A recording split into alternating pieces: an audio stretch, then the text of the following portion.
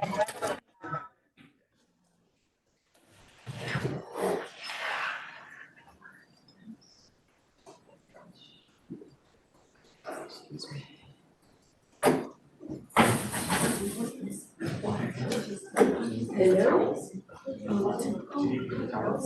Okay, good evening. And it has been a little bit complicated start today, it's 6:03. And with this, we're starting today's board meeting. All the materials are online and in the superintendent office support request. And I want to remember everybody that this meeting is being recorded and that we have translators available. Could the translator talk about the translation services today? Yes, good evening, everyone. The Zoom interpretation feature will be used for this meeting for English and Spanish support. All participants on this call must select their language of preference by clicking the language when those turns on the interpretation feature. This is found in the world icon located on your feature panel. Interpretation for this meeting will be conducted simultaneously. Thank you for your attention and collaboration. Buenas noches, se utilizará la función de interpretación de Zoom para soporte en inglés y español. Todos los participantes de esta llamada deben seleccionar su idioma de preferencia haciendo clic en el idioma correspondiente cuando el anfitrión active la función de interpretación. Dicha función se encuentra en el panel de herramientas en el icono del globo terráqueo. El modo de interpretación para esta reunión será el simultáneo. Gracias por su atención y colaboración. Okay, so we have 3 board meetings in Sunnyvale, and we have 1 board meeting on online. And we cannot have today Eileen, as she is currently on maternity leave. So with that, we can start the meeting, as we do have quorum inside town. Please rise with me and join us for the Pledge of Allegiance. Pledge allegiance to the flag of the United States of America and to the republic for which it stands, one nation, under God, indivisible, with liberty and justice for all. I will now read our brief acknowledgement of land and life.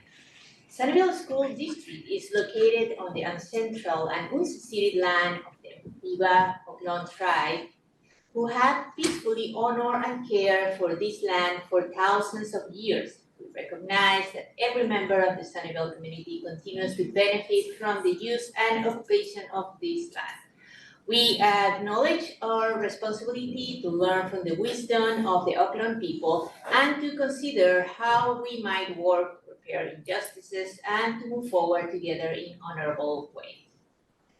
Now we're moving to item number 2, which is the approval of tonight's agenda. If there is any member of the public who would like to speak on this particular item, which is the approval of tonight's agenda as it is published right now, please use the raise hand feature if you are online, or bring us a card.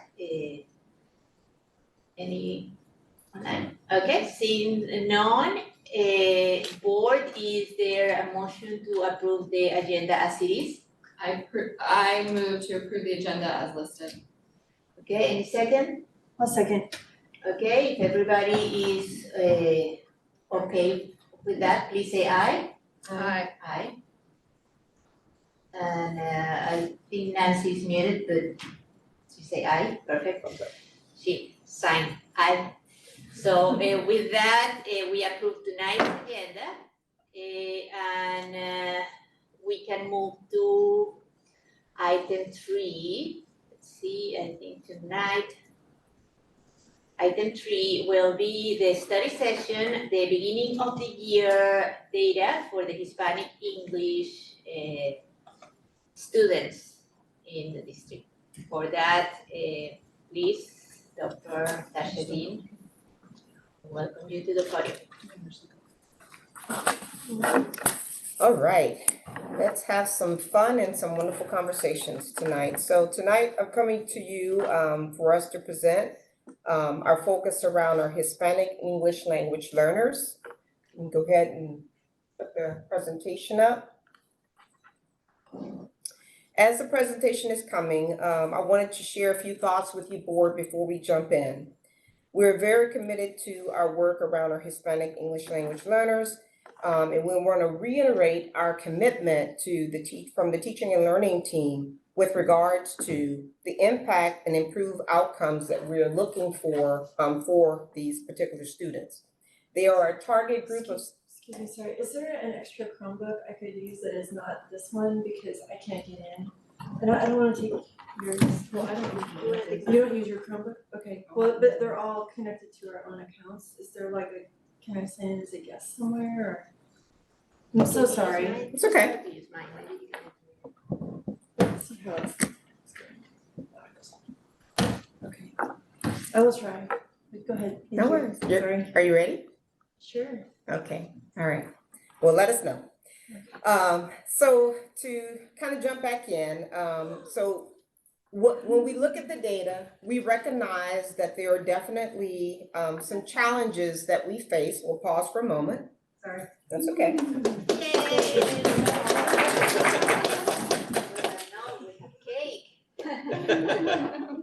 I need to go. Oh, okay. Yeah. I wanted to see this, sorry. Well, we all do at some point, so Yes. you're fine. Welcome. Thank you.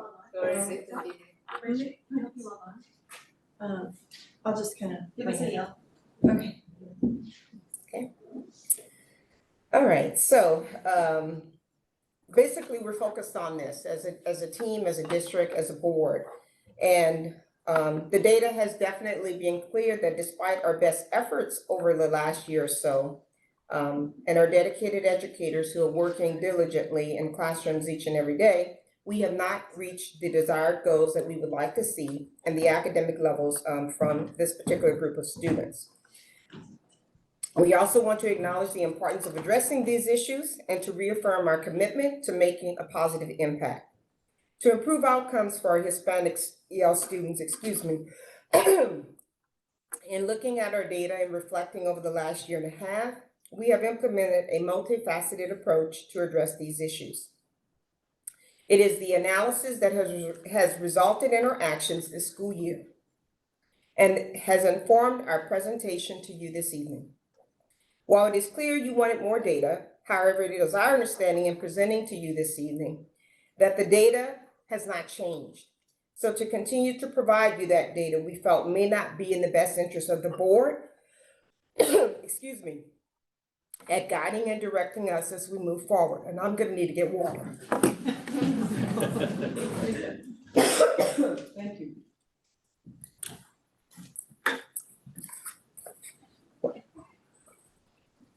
Okay, let's try that again. So with that data analysis, as we take you through a walk this evening with regards to some of the targeted actions that are reflective of the data that we've actually been dedicated to reviewing over the last year and a half, we hope that we will come to a very good conversation this evening. And we have posed some guiding questions that we will use to help guide that conversation this evening. So I'm going to start with those questions here and have those linger with you for just a moment. So as you reflect on the presentation this evening, that'll help kind of guide our conversation at the conclusion of our presentation this evening. Again, there is substantial data, and we can definitely provide that additional data to you following this presentation if that dedicated data is still something that you need. But what we do want to share is the data, unfortunately, has not changed since last school year. And so with that and these questions, we're going to guide and jump into our presentation. And our first person up will be Mr. Watts.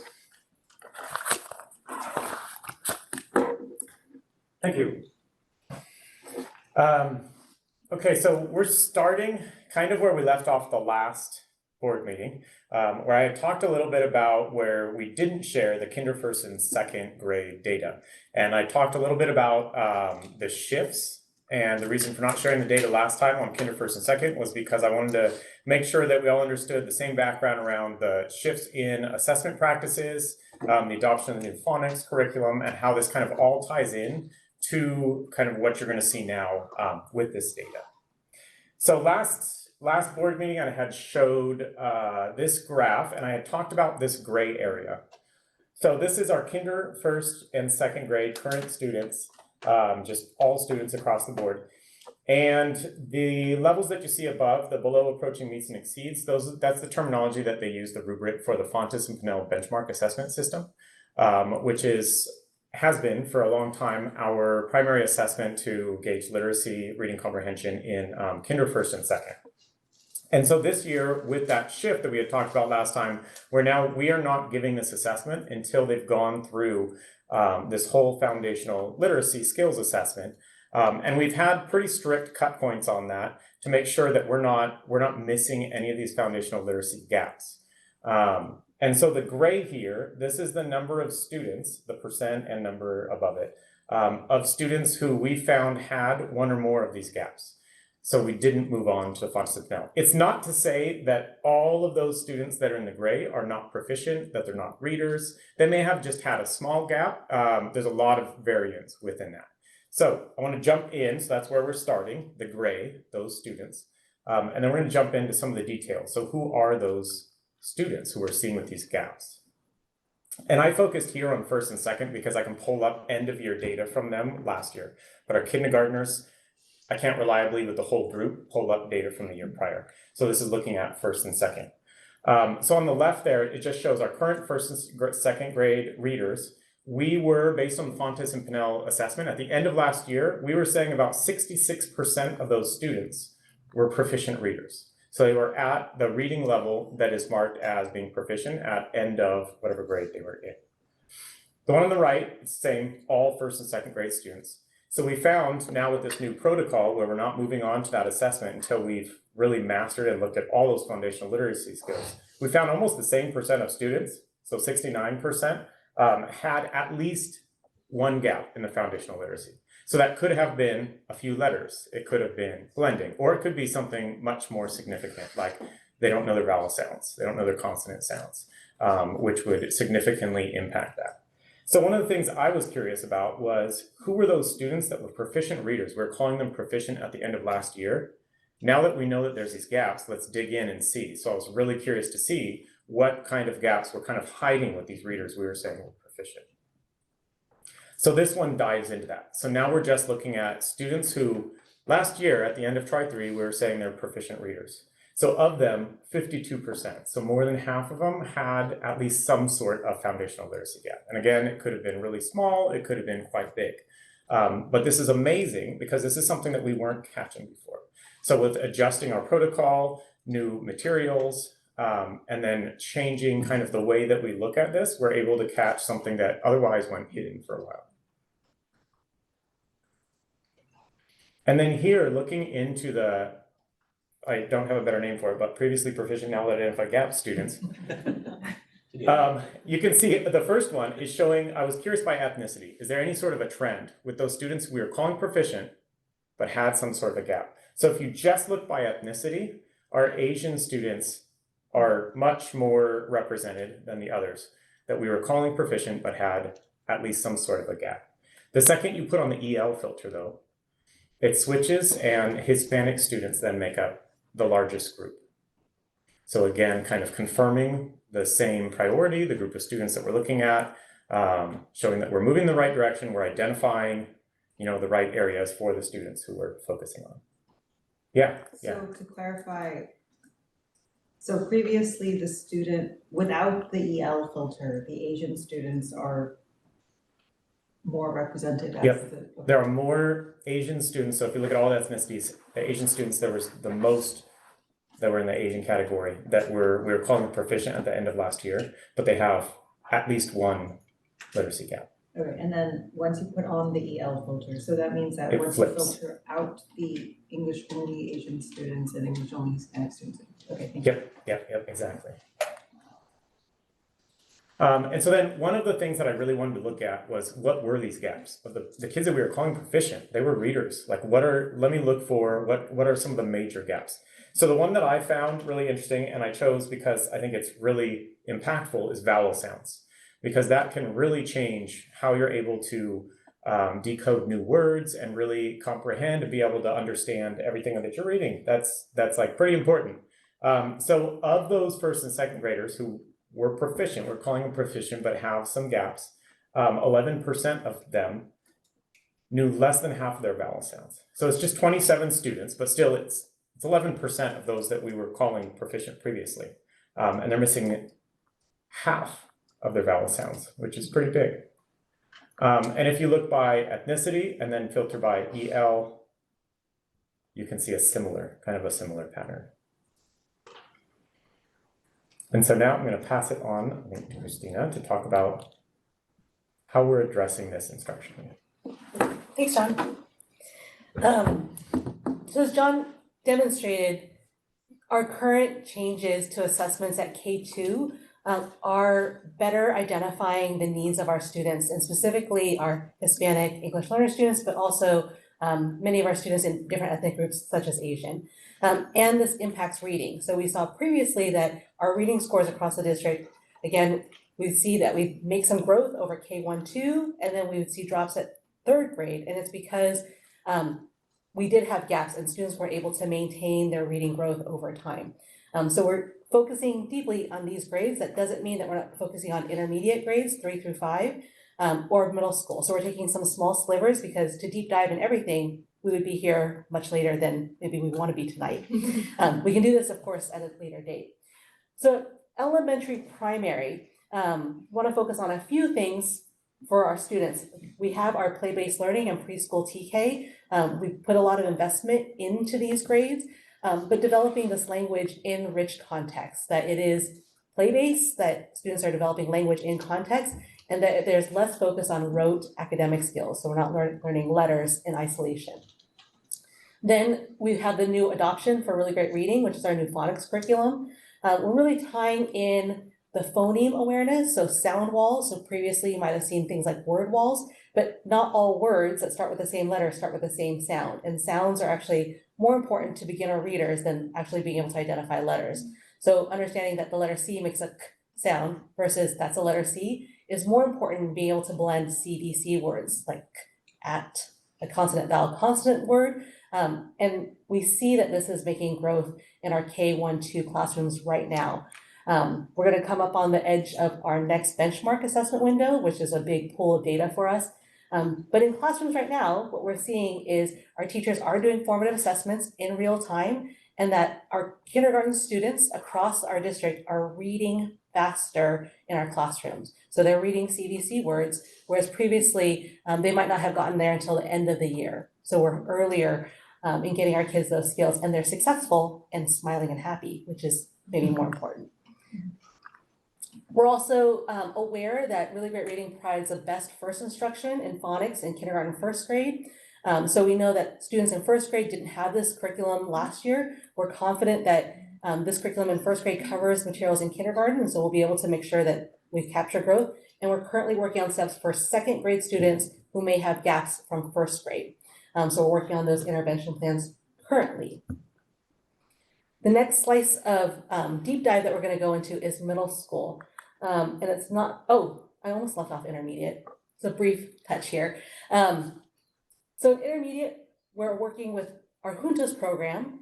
And I mentioned this because our students in the Juntos program are developing their Spanish language arts development as well as their English language arts. So our students in Juntos grades 3, 4, and 5 are working on phonics skills at similar levels and also different levels than students at primary grades.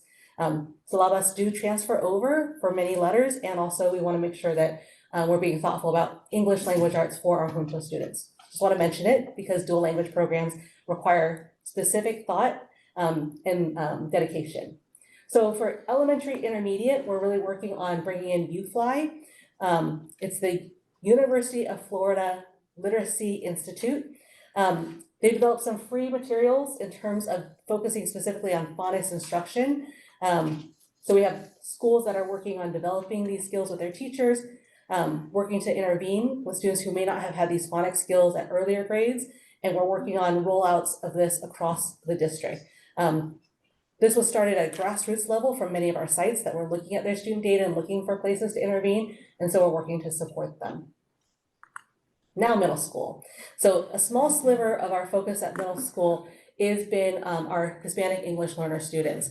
So focusing on our students across the board, but specifically looking at our courses of ELD 1 and ELD 2, which are our courses where our newcomers are, and our designated ELD courses. So that's the course within Flex at Columbia or in the AST at SBS where we're providing designated ELD. In addition, focusing on culturally responsive teaching in the brain across all content areas at both middle schools to support our English language learners across all content areas in addition to these courses. But our focus has really been on supporting these courses and making sure that they're targeted and focused. So for our ELD 1 and ELD 2 courses, we've been providing professional development, doing classroom walkthroughs, and assessing our students to make sure that we understand where they are and where their gaps are. Because students who are newcomers to the country have a range of needs depending on their literacy levels in their home language and previous school experience. Right now, we're moving into planning for our designated ELD courses. At one of our middle schools, we're going to be using English 3D curriculum. We had it previously. We had good results. We're going to be bringing it back to one of our middle schools. We're also working on foundational literacy skills training, again, to fill in gaps for our students in grades 6, 7, 8 that may not have had the same reading exposure and curriculum exposure. Moving into December, we're really working with our teachers and staff on how to differentiate based on those assessments. So right now we're working on best first instruction aligned with curriculum. The next step will be differentiation.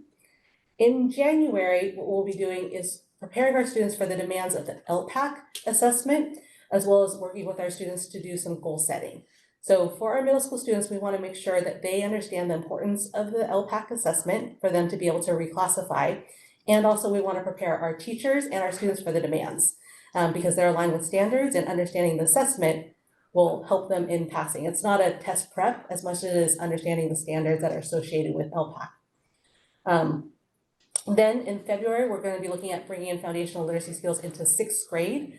At SMS right now, we're working with Columbia to determine their intervention plans, because we also know that there's going to be intervention in these courses, and also we want to make sure that they are available for all of our students. We're focusing small so we can do things well and then branch out from there. And then last, in going into March, we're going to be working on some CAS preview for our students. Again, not test prep, but really understanding the demands of the assessment, so that way we can make sure that we're teaching to the standards to support our students.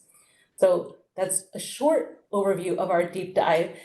We're doing lots of good work right now. I think our teachers feel supported.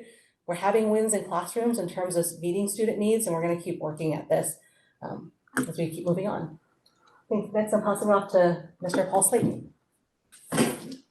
Yes? Yes. Excellent. Evening, everybody. I'm a little concerned. I don't know how you're going to tell me if I'm going too fast. We need to set up like a signal, because usually Tasha can just go, hey, slowly. So please, somebody help me if the translation. I'm here for you. Thanks, Dr. Gallagher. Jeremy's a really slow talker, so he can let you know. Someone, this, I have too many inputs now. I think I've made a critical error. So I'll be sharing 2 types of data. We're going to get to our panorama data. Panorama questions were initially created collaboratively. They've been tweaked 3 times since we started doing Panorama. And now we've decided, in the interest of not doing apples and oranges, we've stuck with the same question set with minor changes in how they're grouped. So we'll talk briefly about that. Before I get there, and the question design comes around using our equity lens, making sure we're not just asking questions that are comfortable for the district, but also pushing into kind of the outside boundary questions of our families, their feelings, student safety, things like that. So when we get there, I'll be able to talk in a little more depth. Oh, you're going to click for me. Thank you. First things first, this is some data just current to October. These are summaries of students that are on track for attendance and behavior. On track is defined as students who have attended more than 90% of school days to date. We're at day 54 of the school year. And behavior is defined as students who have received no more than 1% of their days had a behavioral intervention. That doesn't mean a minor teacher correction. That means like an out-of-class referral. So across the entire district, we're in the high 80s to high 90s as far as percentage of students who are on track attendance-wise and on track behavior-wise. This is pretty good. We didn't pull similar data last year. As we came out into last year, some schools were struggling to report out of class referrals consistently. Those things have been corrected, and now we have students getting good data for their teachers when a student's out of class. The reason you get into that is because of seat time. If a student misses 3 to 4% of their class because of a behavioral referral, we see a direct impact to academic performance. So kid messes around in math because math is hard, gets sent out of class. The child has solved their math is hard problem temporarily and is not in the seat for instruction. So this is good news as far as student seat time. Moving forward, a little more detail here. So attendance and behavior broken out for Hispanic Latino students and for all other ethnic categories is on the right. These are percentages, not discrete numbers of students. On the left, it's Sunnyvale School District, on the far left in general, and then each category from English learner, English only, and on over. I'm not going to go in deep on each of these things, but just want to kind of paint a picture about the similarity within about 10% across most categories. That doesn't stay. We do start to reveal in the next few slides of data our target group and why that's the group we're focusing upon. Chin Chin, who's our Behavior Intervention Services Coordinator and is here, took the time to pull this data for us. This is the relative risk of a student in a specific demographic category to get a referral compared to the average student in Sunnyvale. The blue is 2021-22. The red is year-long 22-23. We didn't do this year because it wouldn't make sense since we don't have the entire year of data. It's pretty stunning to look at an African-American student in 2021-22 was 5.7 times as likely to get an out-of-class referral as the typical average student of Sunnyvale School District. That drop to what was last year is a significant drop. That reflects a couple of things. Standardizing referral processes is really a big part of this, that teachers aren't giving referrals and not having them tracked, but are having to, I hesitate to say be held accountable, but that referrals are talked about. What were your class interventions before a student was sent out? Things like that to make sure teachers aren't sending a student for a cultural response that was looked at as disrespectful. So that can very easily happen. If we look at Hispanic students, they were 4.3 times as likely the year before last, and then last year, still more than twice as likely to receive a behavioral referral than the average student in Sunnyvale School District. This data isn't deceptive, but to clarify these jumps, this is duplicated data, meaning a single student getting 10 referrals would mark as 10 times on here. This is not broken out by student. This is broken out by event. So it does kind of paint the picture more drastically, but that works both ways. I think it's important that we see this is occurring, but this is students that do have high referral rates. Their category can be overrepresented if they're referred out of class multiple times. I think looking at this data moving forward, really interesting to make sure we're seeing not equivalence, because again, that's not the goal, but are we targeting the right population with services like mental health, socio-emotional support? Question. Yes. How is the risk ratio calculated? Risk ratio is the average would be 1.0. So a student, 1.0 is the mean. If you are as likely as the average student in Sunnyvale to receive a referral, that's a 1.0. Below that, showing in the, let me find a good one. The Asian category, that an Asian student in 21-22, 0.65 times as likely to get, less likely to get a referral as the average student. And then I have another clarifying question. Yes. For Jonathan. On the previous slides, going back, Asian wasn't broken out for Asian and Pacific Islander. The way Asian was defined in those previous slides. Pacific Islander is separate. Is separate. Separate, So yeah. on those previous slides with the English only stuff, that was Asian, non-Pacific Islanders. Yes. Oh, thank you. Christina's like, uh-oh, get there. Thank you. Let's move forward as well. A board member asked to see comparative behavioral out-of-class referrals between both middle schools. Here they are from 22-23 and 23-24. This is total number of referrals not corrected for student population. So you do have to take that into account as SMS has a higher student population. This is the raw number of referrals to date. So August, October of last year, August to October of this year. Close to both years, SMS was at 93 referrals last year. At this year, they're at 99, and 73 to 83 from last year to this year by this time. I may have gotten confusing there. Did that make sense? Okay. And then moving forward, percentage of suspensions. This is a little difficult to phrase, but I wanted to put it this way.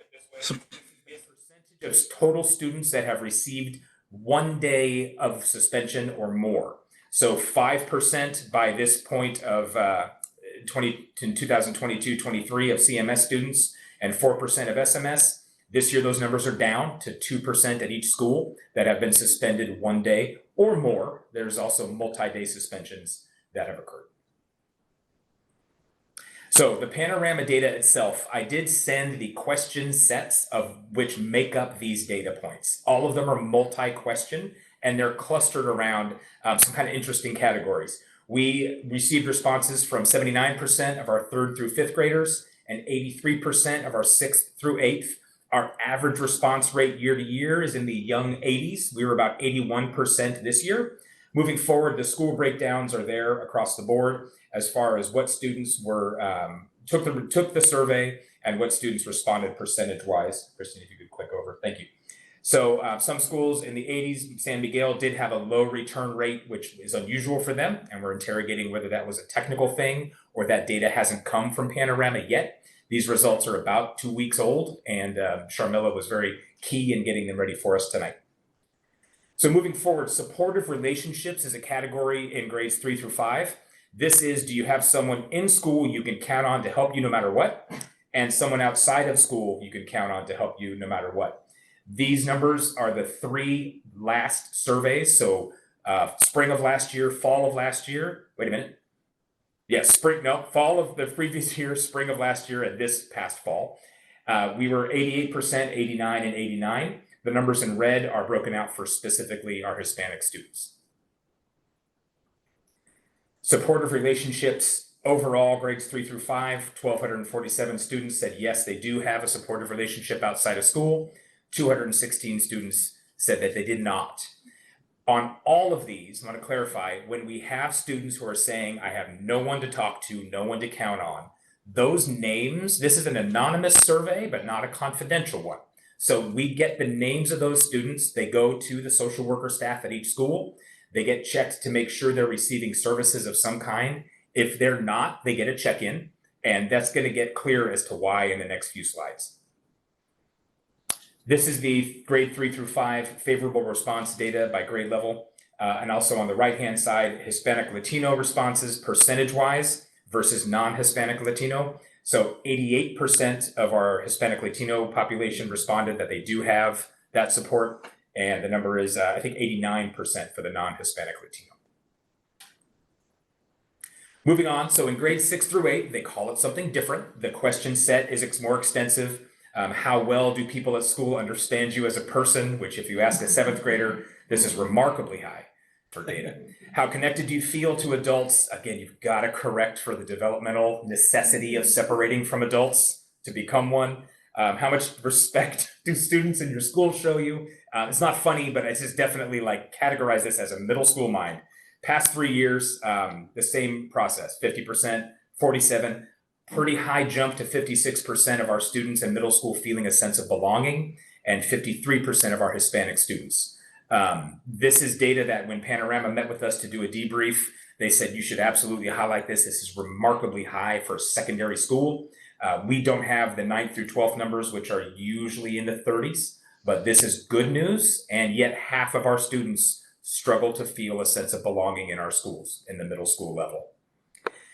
The way this is broken is you feel extremely connected down to not at all connected, and these are actual raw numbers of respondents. We don't have these numbers broken out by subgroup. So the request to have these specifically for students who are Hispanic Latino wasn't something we had the data to be able to meet.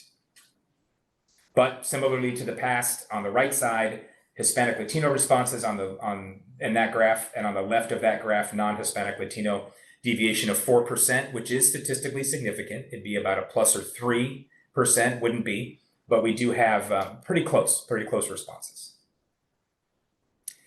Finally, positive feelings is our final category. How in the past week, how often did you feel happy, loved, safe, or cared for? Those were 4 separate questions. This is where I want to highlight that the students who said they almost never felt these, those names go directly to care staff to do either a check-in or to verify they're receiving some sort of mental health services. It doesn't mean we say, we noticed on your panorama you said this. It means we make sure they're receiving support and that they're not just unknown and isolated. Same thing here on the right side, the deviation, 77% Hispanic Latino students giving positive response. And for this one, 71% of our non-Hispanic population. Challenging feelings during the past week. How often did you feel sad, bored, or lonely? This is not easy to look at always, but challenging feelings for most of our students fell in the somewhat or almost never felt those. And again, a large number of students feeling bored in 3rd through 5th grade. Take that where you will. It's a difficult thing with how much work we put into being engaged and being with students. And then the deviation here is 53% of our Hispanic Latino population feeling favorable to 61. And then same deal in challenging feelings. These are exactly the same for middle school. Most students feeling sometimes or almost never these feelings. And then the deviation here is only 4%. I know we're blasting through, but I did want to get to a couple of special requests. Breaking out middle school specifically. Self-efficacy is a very specific set of questions about being able to complete the work presented to you. If you can't complete it, can you get help? Do you understand the work assigned to you? How helpful are teachers and so on? Favorable responses are here compared across both Columbia Middle and Sunnyvale Middle. I'm sorry the percentages are so low, but most are between about 60% to the low 70s. And again, the sense of belonging is reflected there. Yes, ma'am. Do you have Hispanic broken out for any of these on Panorama? And then also, is the Hispanic for Panorama very undercounted? Because it seems like it's undercounted. It says it's What percentage of undercounted. our Hispanic students?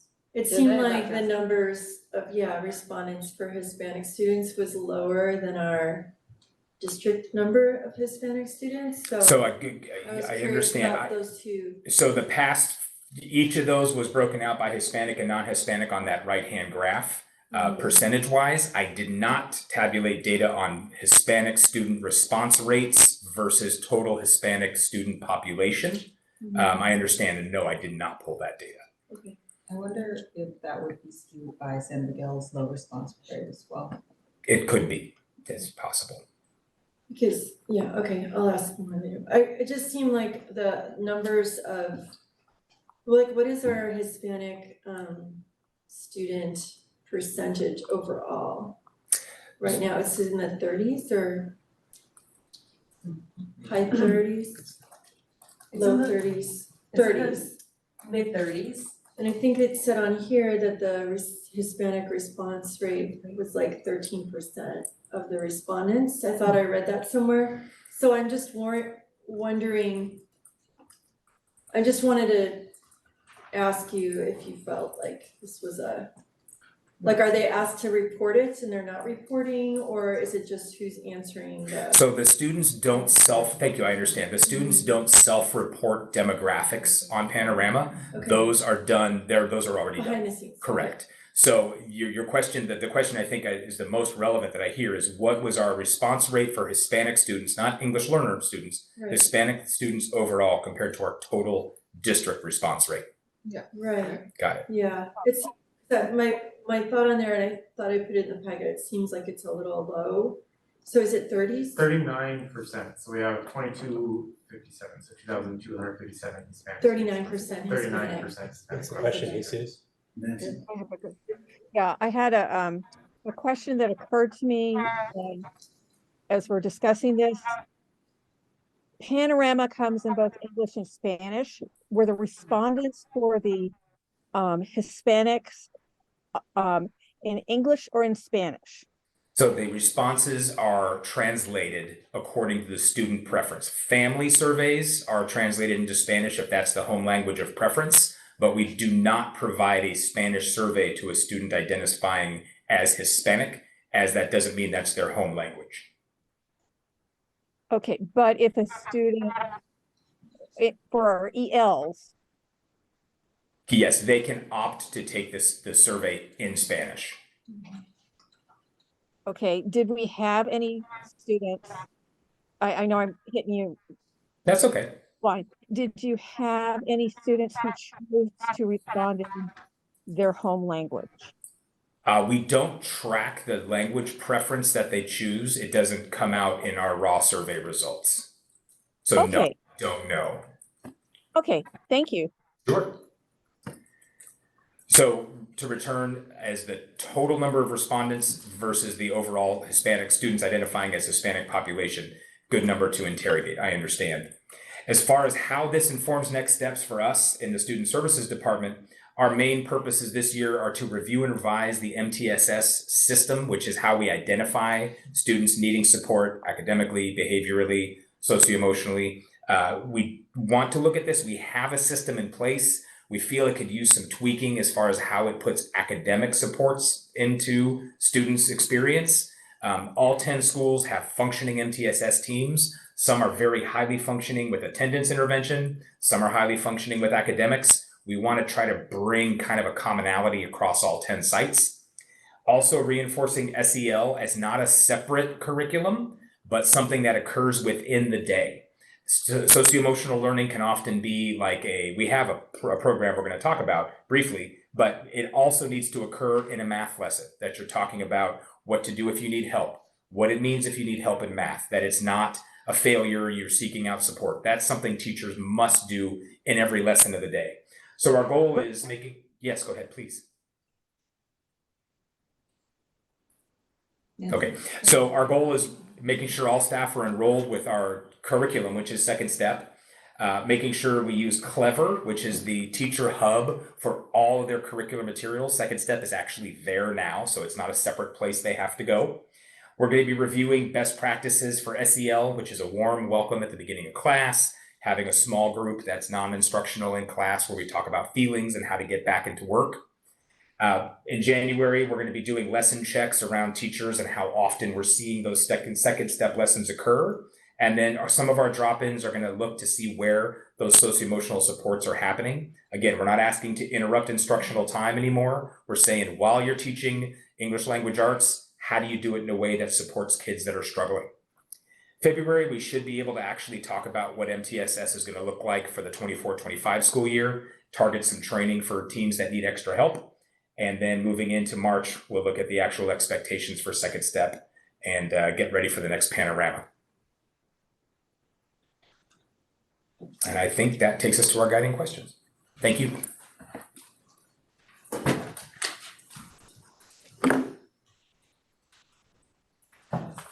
Okay. We have finished the deep dive, but also with some action items of what's actually happening in relationship to the data.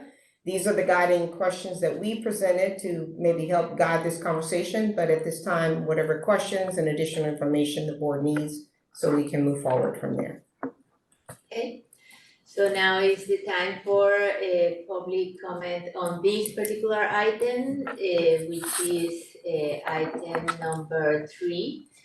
If there is any member of the community who would like to speak about this presentation and study session, please raise your electronic hand or bring a card to if you are here, to the desk in the back. No questions? Okay. With that, so we can begin with us. Who wants to start? Well, thank you for putting together the presentation and thank you for working so hard in putting it together and answering questions from the package review. Who wants to start with a question? I can start. Okay. Okay, sorry, I gotta remember. Okay, so one of my questions, and it could be, I think this is Paul, was your stuff when it was talking about the like relationships, right? Like, I can't remember the exact question, but it was like, do you have like adult relationships? Supportive, really, yeah. Supportive relationships. You had said something about like adults on campus and then adults like outside of school who are Yes. supportive. But the data was all together, correct? That is correct. So those questions each gets a positive or negative response, and then they get aggregate into the Yeah, full Gotcha. answer. Okay, so is it possible, I mean, not tonight, but is it possible to see that separated, like to see the kids, how many of them have caring adults or that Yes. on campus? That was Okay, a question. I would love to see that later, like it's not urgent, So that data but is that would be it's great. confidential data in the sense that it isn't generated by Panorama. It's Okay. in our raw data. We'd Okay. have to look at our usage policy to see if we're allowed to break it out separately. But our social workers have access to that. Our level of access is a good question. Could we see a student who said they did not have support in the home? Oh, so that's not what I'm asking Oh, about. okay. I want the data, so say I'm a student who maybe I said, actually, I don't really think I have teachers or adults at school who Got care it. about me, but I actually totally feel loved at home, or vice versa. So, That's what I'm caring about, is the whole number. Got it. Me too. 'Cause that could, caring adults is important, but knowing how much the caring adults are on campus as opposed to off would be So interesting. data to disaggregated me. where you saw the actual responses per question.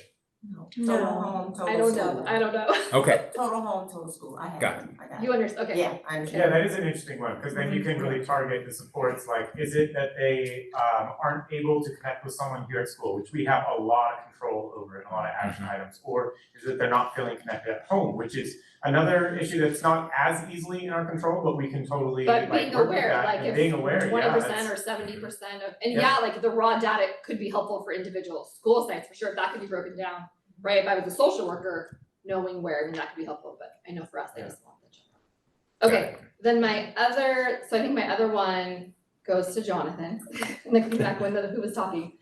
I would love, it's basically at the very beginning, when you were kind of talking about last year's data and then, these kids are proficient, have Yeah. gaps.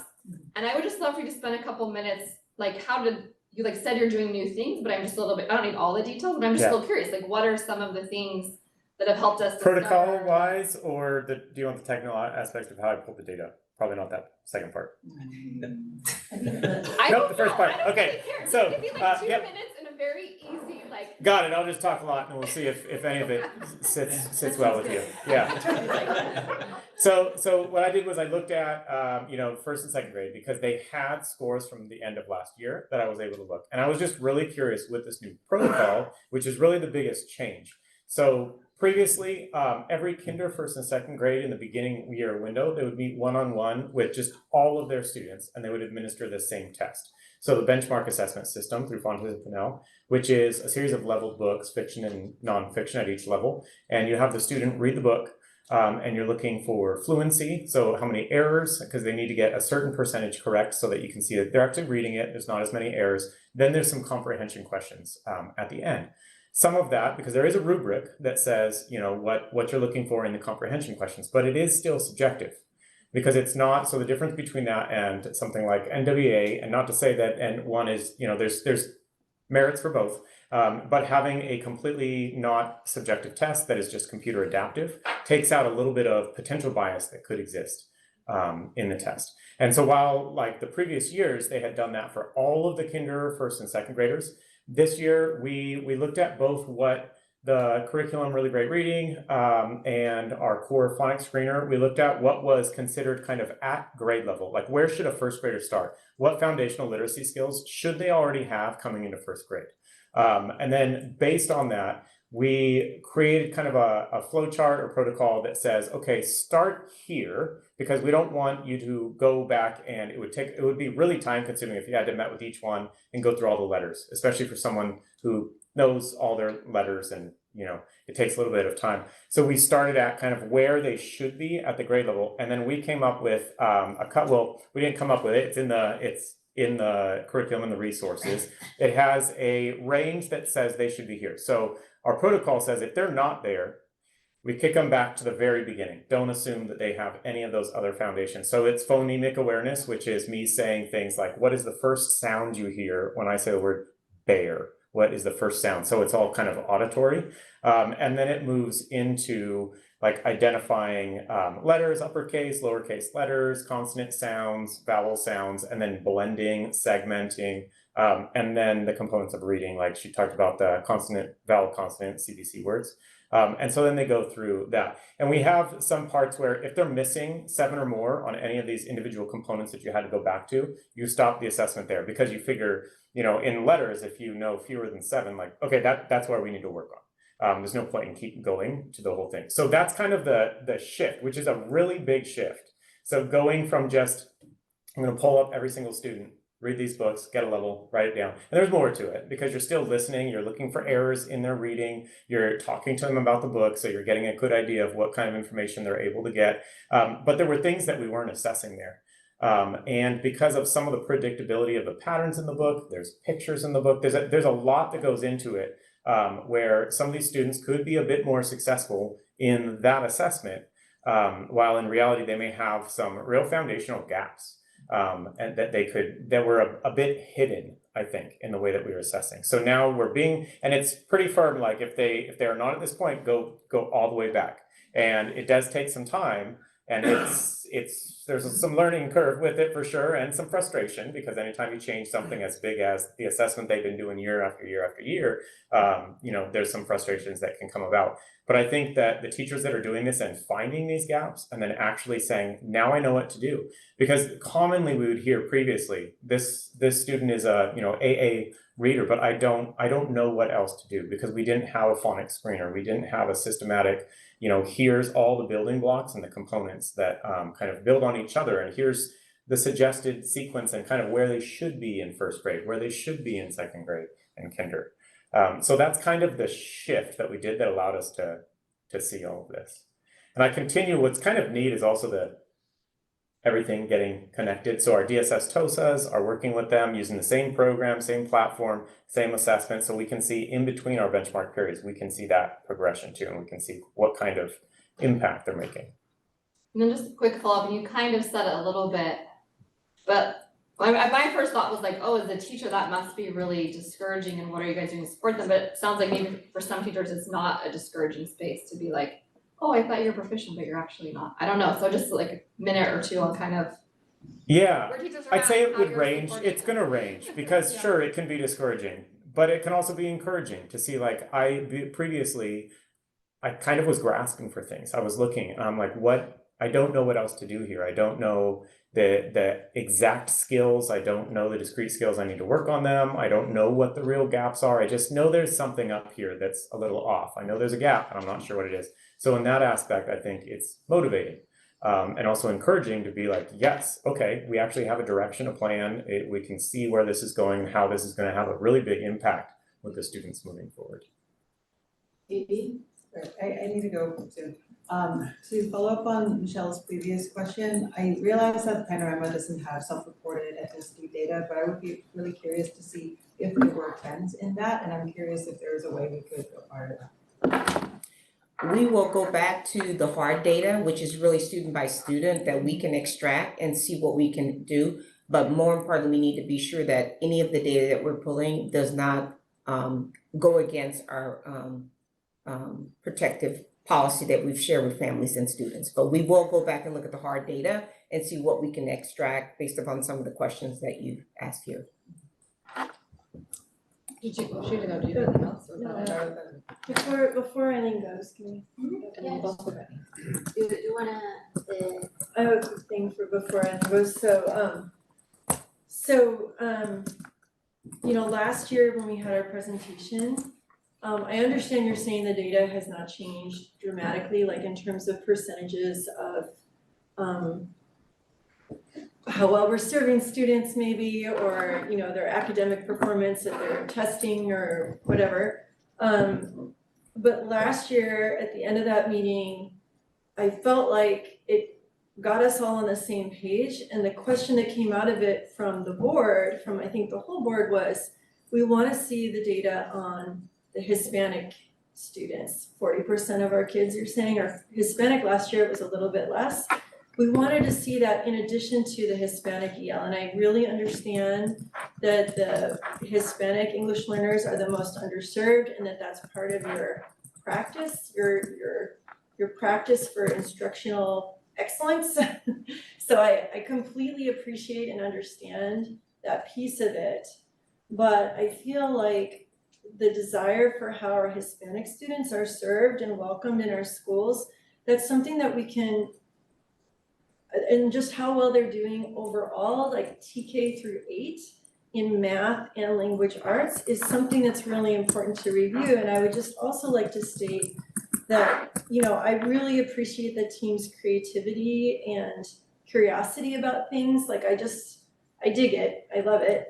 And yet I think this presentation inadvertently shines a little bit of a light on our district's maybe bias towards fixing things in the TK through 2nd grade space. And it really concerns me. I know that we're doing lots of things and there were 2 slides on every other level, but like, and I know we want to get after things at the early levels, but we have so many kids who are struggling in grades 3 through 8 that really need that same kind of intentionality. That, like, for me as a board member, I would like to see like maybe a case study from one from each section rather than let's dial into TK through 2nd and we're going to fix this through phonics in the early grades, because we have kids in 3rd, 4th, and 5th, and 6th, and 7th, and 8th grade who really are not proficient readers, like is coming up in our other data. So I guess what I'm saying is I would still like I think it gets us all on the same page. It gives us a deeper understanding. And when I was looking at the dashboard that we've got access to this year, which was really exciting, the other thing I will say is that I did notice that it appears like overall our Title I schools really are serving our Hispanic students better.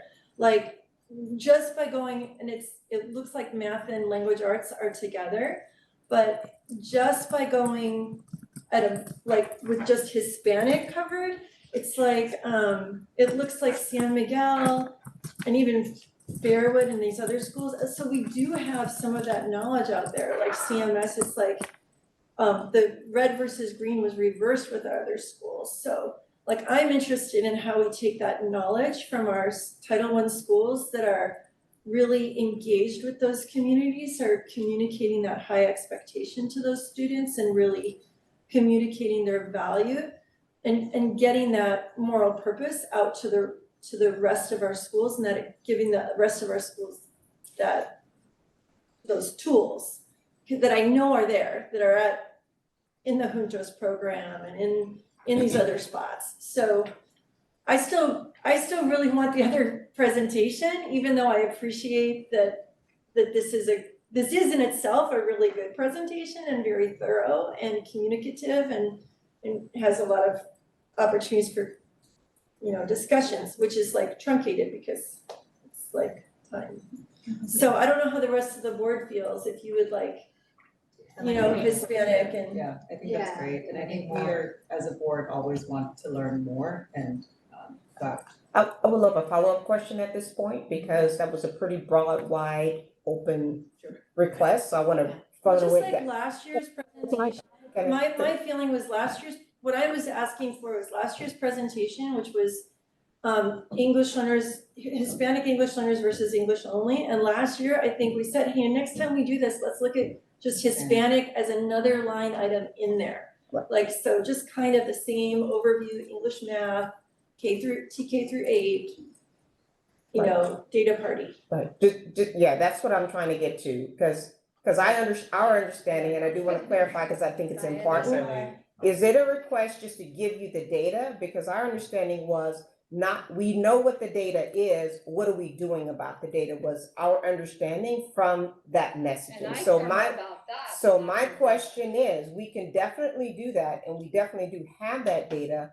and we can create a report to give that, but I want to be sure I'm clear on what the board's goals and what's most important to you in your decision-making and support and direction. So that clarification would be helpful. So to that point, when we're making requests, it takes time to do all of these things. And I'd like to know or have some kind of sense, is the amount of work that we're having and you're pulling the data, is that going to be the inference point for change? Or are we doing something that's esoteric and satisfying a data point for us? Okay, so let me respond to that. I think that if we have almost 40% of our students who are Hispanic and we have yet to have a presentation on their data as a board, I think that that is a problem for us. I don't understand how we can serve them. And I think that what we spend time on discussing as a board and the data that we look at and the students that we look at matters. And I hear that over and over, that we attempt to be student-centered. And I think as a board, we really need to have a clear understanding of the Hispanic student data, TK through 8, math and reading, and social emotional. And I think I don't understand how we can say that we expect change if we don't know what the baseline is, if we don't actually know. And I think that's been very clear. Every time we have a presentation, we want to see the Hispanic numbers because we know they are the ones who are underserved, who are behind, we have a problem. In the last few years, we always ask, can you put apart and set not just the English learners, but the Hispanic? One of the things we learned doing this is that they don't know math either. It's not only in language now, because we're always asking for numbers, not just for percentage, so we can put a face and know how many kids, if we put in these classrooms, are really underserved. We also ask through that, because we were told before that, well, in reading, they're gonna be always behind because they are English learners, but then we have, the majority of them are only English. They've been born here, they grew up here, they only know English, and still they are overly represented. And on the other hand, we have like, well, because if they haven't learned yet that they haven't learned English, they cannot be proficient in English. But then the test, the LPAC is so strong that if they pass the test, they're even better than the kids on the grade, which then we proved that it wasn't true. Like the kids who are reclassified are really behind. And most of them, and only the Hispanic, or almost only the Hispanic. So it's definitely something that we need to do about it, and we always need to have them in front, and that has been part of our goals for the last few years. Like, why? Because those are the numbers that are behind, and I think it's in the interest of every person in Sunnyvale, because those are the numbers that are really bad in our system. So we've been putting a lot of resources on anti-racism, equity, all the things that we've been doing in the last couple of years. We've been trying to train from the top down, so we would like to see how is that coming along. We also, since the pandemic, we've been working more with data-centric, and we kind of teaching, and we know that we have tons of that data. Every time we just get full of tons of the data. If you go right now and talk with any principal, they will tell you how this kid was, how it is, how all the techniques are being used. They have a lot of data in that. So that's when we were asked for the data for the Hispanics, we just thought like, oh, we're gonna be really clear of where the problems are, where we're going, what we're doing is right or not, because that's at the end is gonna be the right question. Like the COSAS, the intervention, the extra teaching for the teachers, the extra instruction, all the changes that we've been investing and working very hard. Are they working? Is it the right answer? Do we need to do more of that, less of that? Do we need to put more money into a specific one of those? We need to change that. That's pretty much what we want to know, like what is working, what is not, and I think data. that's really important, and we want to see that too. So the data before we started interventions, and then the data as the interventions are taking hold, we all need that to assess, excuse me, the effectiveness of the interventions. And I lost my voice. Yeah, and thank you for that question, because that's the point we were trying to clarify. We could definitely provide that additional data and give it to you as you talked about, but it will reconfirm what we actually do feel we know. So I understand the point that you want to take a look at that, and we're going to compile that data for the board, but we actually do know where our challenges are, which is why we dedicated the presentation to where we see some of the problems are. And while the dedication to some of the presentation tonight was around that intervention at K2, it was in viewing what's happening 3rd through 8th grade of the challenge and the problem that we have, not that those problems don't exist in 3rd through 8th grade. So that's one clarification point I wanted to emphasize. The other is, I definitely would not say as a teaching and learning or as a district, we feel that just because you are Hispanic in EL, that is why you are behind. That is not our philosophy. That is not our approach to education. So I want to clarify that is not our messaging, because that does happen, but that is not what we expect to be happening. And so that point of clarification I wanted to bring forth as well. So I want to say I am excited about the intentionality of understanding the phonemic awareness. And it will be exciting for you to invite conversations of growth mindset among teachers, especially at the middle school level, who have not had a background in understanding phonemic awareness if they've been not English teaching from their background. So that's going to take some time to implement and grow, but I'm excited that we're moving towards understanding what each individual student's needs are. And that's the bottom line. What that I saw tonight is that you're really focused on what individual students are needing and assessing that in ways that I haven't seen happen before, of the deeper intentionality and understanding those gaps. So I thank you for that. Bridget? So I just was thinking about, you know, the other issue with the upper grades, I think for the the Hispanic students overall, I mean, we're talking about thousands of kids. And I think that, you know, in the middle schools for the, you know, I mean, math is a whole nother thing, but like the middle schools for the advanced math classes, you know, I think when we were asking the question about breaking down the behaviors by middle school, that might have been mine, but I think what I was talking about was the disproportionality, which was the slide that Chin did, right, in middle school. And I think that those kinds of things as well, like what you're learning on your walkthroughs as you go through, or we had the Black and Hispanic student summit. I know there was a lot of things shared there. So I know we're gonna get a presentation specifically on that, or some sort of a report on that.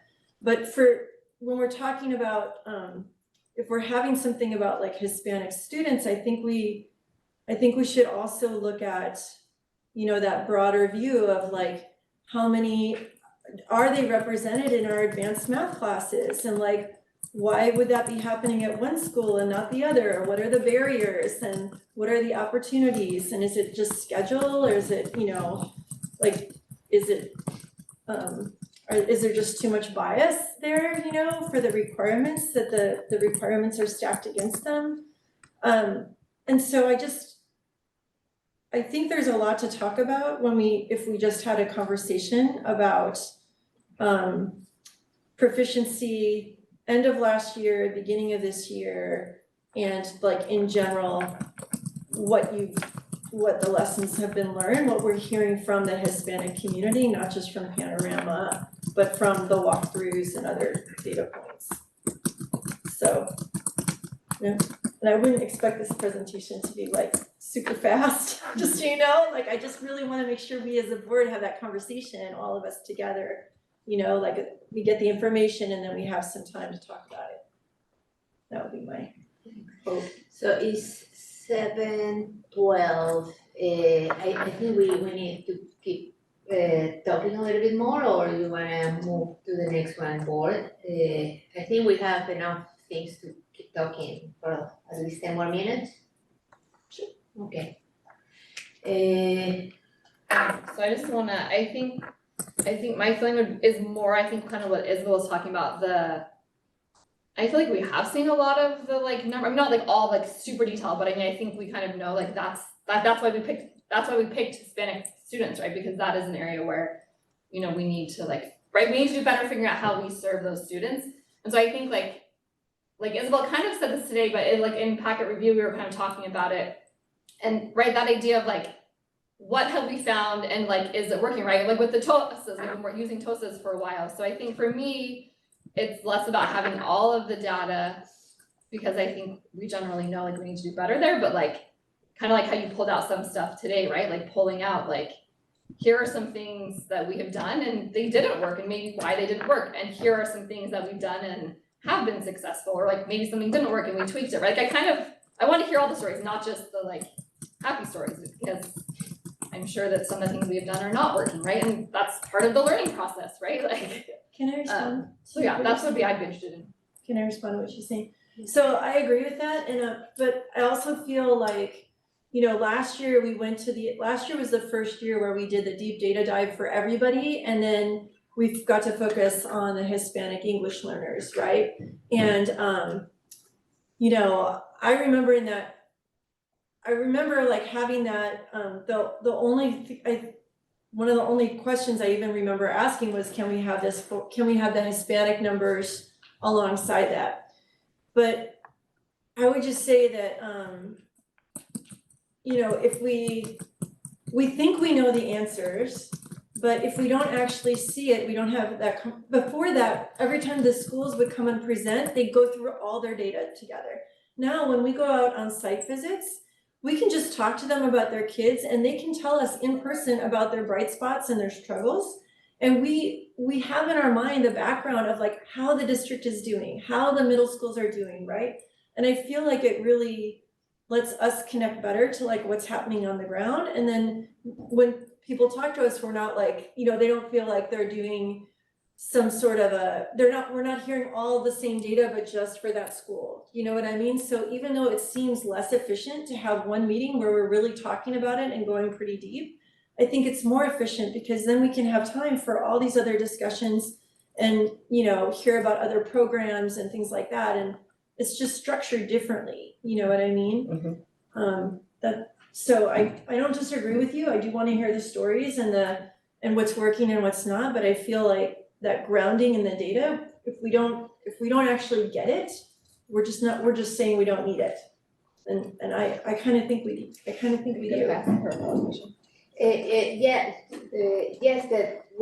That's kind of how I was putting it. Like if we can see the data from like, I don't know, we started 3 years ago doing this type of intervention and these were the numbers before and this is how it happened.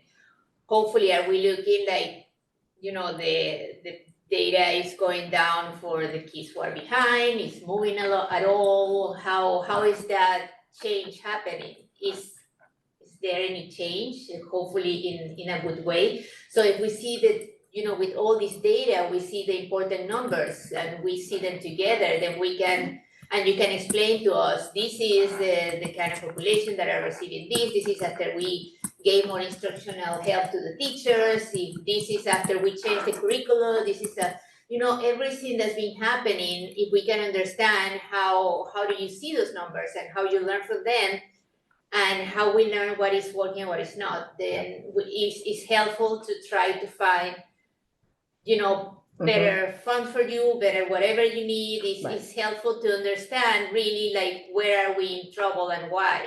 And just to clarify, I think we're gonna do pre-pandemic and post-pandemic, so we leave out that middle portion because we have inaccurate data. That's the only reason I'm speaking to that. And then we can go to the 21-22, 22-23, and then where we are currently. Is that what I'm hearing, just to clarify? Yeah, I suppose because it's after the pandemic that we start having the TOSAs and there was a change of how we do things. Absolutely. So Okay, I just wanted to clarify for data purposes. I was asking for something different because I was thinking like, cause we came up with the discussion as a board because we heard that like Morgan Hill and some other districts were getting a deep data dive and they weren't going deeper into their Hispanic thing, but like all these, like it was East Side, we were talking to other trustees and they were like, oh, we just got all of our beginning of year data, like we're overwhelmed, like we're just like so, we just don't, like it was just so much and so heavy, it was such a deep discussion. And we're like, we don't have that. Like we talked to each of the schools individually and we were like, that might be good to like start the year with like a deep data dive of like, how did we end up last year compared to the last year, and what's our beginning of year look like, and just ground ourselves and then not do it school by school. So it's just different. But I think what they're saying is something different. I just think as long as we have a conversation where we definitely get to like all of our data, English and math and all the grade levels, and where we really do focus in on the Hispanic population as well, the Hispanic English learners, I think that somewhere in there, one of those two would be fine with me. Okay. I mean, I'm willing to. Yeah, I think we have clarification with regards to the data and also the interventions that go with that data is kind of the theme of your comments this evening. Okay. Well, board, are we ready to move forward? Sure. Okay, thanks. Okay, so I think that it will be good to put item 8 right now in front of our comments. Thank you so much, you guys. Thank you so much for that, and thank you for the work and your passion. So we are gonna go through the presentations before, because I think some of the people who are gonna be doing the first presentation need to catch a plane. So we're gonna go to 8A and B. How do we do this, Jesus? We need to vote again? You need to amend the agenda. Okay, so we're gonna amend the I'm sorry, agenda. was I the one who did Yeah. it? Yes. So second. motion was Michelle, second was Bridget. Okay, so I move to amend 8A. the agenda to move 8A, you said? Yes. Yes. 8A to be our next item before 4. I'll second. Okay, if everybody's okay, say aye. Aye. Aye. Aye. Okay. So now then we move to item 8A, which is review and discuss of ordering a school board election on March 5, 2024. Thank you. So thank you for that, and thank you to our guests who are going to present. So we have with us Mikiko Sato, who you've met before from ISOM, Connell Lind, who you know very well, who helps us with our elections, and Jenna Mueller from DWK. And they're going to be reviewing the possibility of a bond to be put on the ballot in March of 2024. So Mikiko, you can start. Thank you. I'm not sure if I know how to adjust this microphone if I'm not quite tall enough to speak into it. But as the district explores a possible 2024, a new bond authorization, thank you, I just needed to, I don't want to break it. We thought it might be helpful to provide a little bit of background and also some of the calculations behind how we came up with the proposed bond authorization size. I clicked too fast. All right. So district voters in this community have been very supportive of the district. They have approved 4 separate bond measures since 1996. What stands out here is on the far right column, the percent support has been fairly consistent and high over time. The district most recently passed a $100 million bond authorization in November of 2018. The district does still have $40 million in authorized but unissued bonds still remaining for Measure JJ.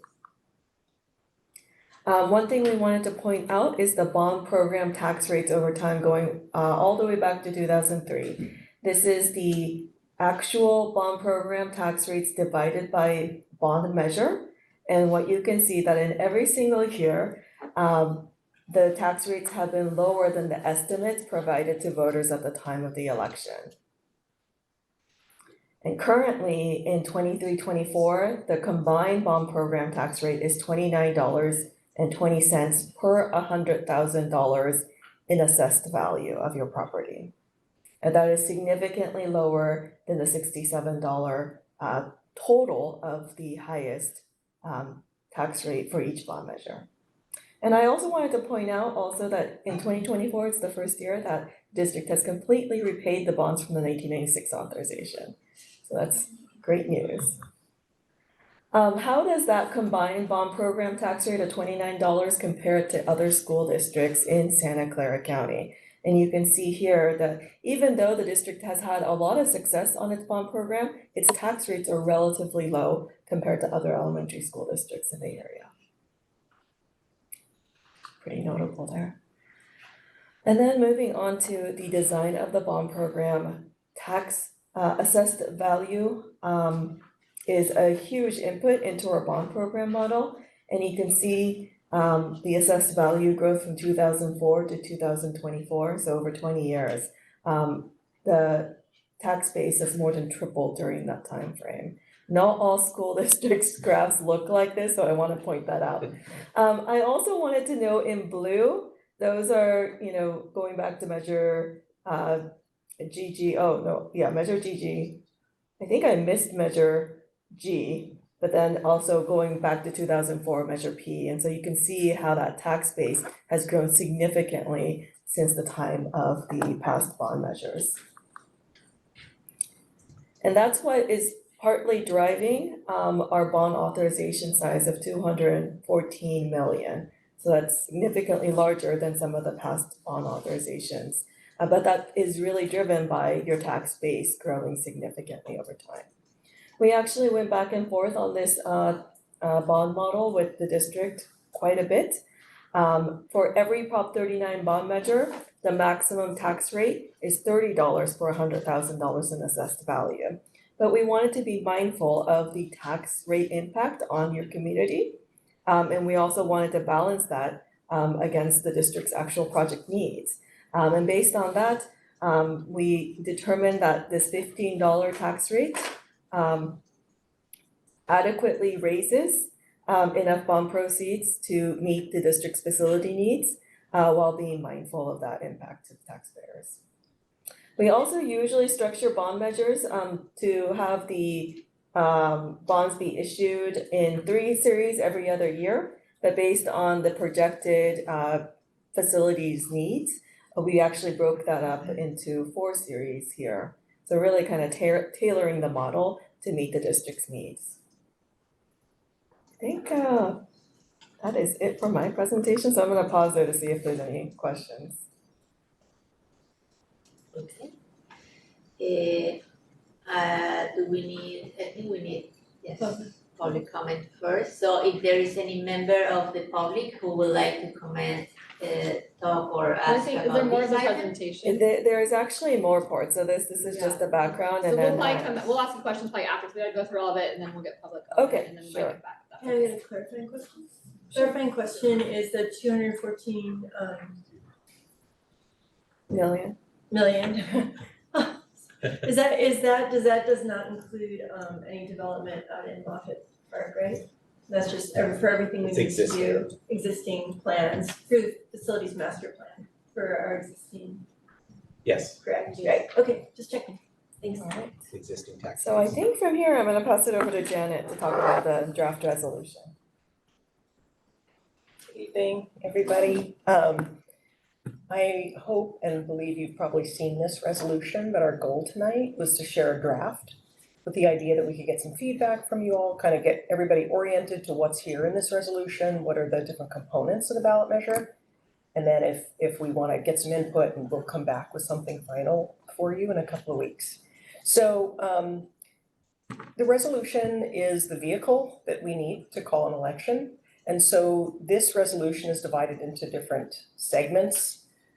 There's the base resolution, and what we try to do in that base resolution is set the foundation through our recitals, our whereas clauses, kind of help the community understand the story, how we got to the point where we are now, which is, what is compelling us to come forward and go for a bond measure. And most of the resolution is devoted to making some legal representations, giving direction to the registrar of voters, so that they're very clear on what it is we want them to put on the ballot and where. So a lot of this really is just providing that direction and laying some foundation. I don't know that there's a lot controversial in here, but we'll kind of come back to that after I give you a basic overview. Exhibit A is what we call the ballot label, or the 75 word summary, or it's the question that everyone will actually see, and they will check the box yes or no, depending on their position on the measure. It has to meet certain technical requirements, which is why it reads like a convoluted mouthful, because we have under the law to put a lot of different pieces of information and to do it within a 75 word framework. Exhibit B is about 6 or 7 pages. It's what goes in the ballot pamphlet. It's what I would call the full ballot text. It gives the voters all the detail that they need to know, all the background, and very importantly, in the full ballot text is what we call the bond project list. That's sort of the centerpiece of any bond measure. It's explaining to voters what we intend to do, or the range of projects that we may do with the funding, and that's the piece of this that lives on over the 6 or 8 or 10 year period that you are spending down these proceeds. And so it's important for us to make sure that we've covered everything that we really intend to do with the funds. And so that's really the main function of that Exhibit B full ballot text. And then finally, the final piece is what we call the tax rate statement. It's a mandated piece of information, also goes to voters in the ballot statement. It provides the sort of explanation of how the taxes work, when we expect it to be completed, what we expect the maximum rate of tax to be, and what we expect the total debt service on the debt to be. So those are all specifically mandated pieces of data that we include in the tax rate statement. And again, it's the place where we like to refer a voter for the detail, the context, details about how that tax works. So of this document, the exhibits are really the critical pieces. Those are the pieces that will be before voters. It'll be what we want to make sure we've gotten correct. And so we've, as a team, based on your community polling results, based on all of Makiko's work around the tax rates and the modeling, this is sort of an amalgamation of everybody's best thinking on what a bond measure could and should look like. So I'll pause there because I don't think we need to walk through every page, but I would like everybody to understand the functionality of it. If you've seen issues, had questions about it, this is kind of a great time to get those clarifications, or tell us some of your preferences, because we'll want to make sure that we get that incorporated for a final version, assuming that you all give direction and are wanting to move forward with calling the measure. Thank you. Board, questions? I don't have any clarifying questions. I don't have either. We're gonna do public comment. Yes, is there any public who wants to talk on this particular item? Used to be called 8A, now it's 3A. 3A. Still 8A. Please raise your electronic hand or bring a card to the back. Nothing? Okay, then board can start commenting. I say all my questions were in packet review and they were answered, so thank you. Thank you then for all your work on this and helping us putting this together, working hard for us. So this will be on the agenda at the governance. We don't typically have action items at that, but at the November 16th governance development meeting, it'll be the first item. And so should you approve it, then let the games begin. Then we, when does the county issue the letter? Just after the 8th, the deadline for filing is December 8th. So I think the county said that by the 14th, they would designate the letter. Sometimes they do that a little earlier. I think online it says the 14th, but the ballot arguments are due, I think, the 12th. So right around that time, around the 8th of December. Hopefully by the 8th, but by the website, they say that I think it's 14th. So that's kind of the start of when we'll start generating information about the the initiative, and start pushing that out to the community, in a factual basis. Right, Leah and I talked earlier about that and how we want to start drafting everything. Once the board takes actions, we'll be ready to go, but we kind of have to hold on a little bit until you get the letter designation and everything's kind of official. And then you're also dealing with holiday season, so everything we say in November, December is right over everyone's head, so. Yeah. We'll really be ready for the beginning of January, but we will have everything ready, once the board takes action, we'll have it. Great. Okay. What? Thank you. Thank you. So you have a question? It's more, hey, Mike, I think it would be helpful, because I think, like Nancy and I are the only ones who've been on before when we've gone through this process. Para los que no están aquí cuando hemos pasado por este proceso, We can report kind of the legal stuff about like what we can and can't do. Yeah. Um, The lawyer gave a thumbs up to that. okay, I just think that would be helpful Yeah. information that most of our board is not aware of. Right, especially with regards to social media, which is something that really hadn't been in play in previous campaigns. Oh, that's interesting. Yeah. That's true. Yeah. Thanks. We need to be careful. Thank you. Okay. Thank you so much for coming tonight. Yeah. Safe travels. Is there an official brief or just? Yeah, so we are, so with that, we can move to the next item, but we always have a 5-minute break before we start with public comments. So it's right now 7:34, we're gonna be back at. Question. Oh, Are you gonna do 8B first before the break?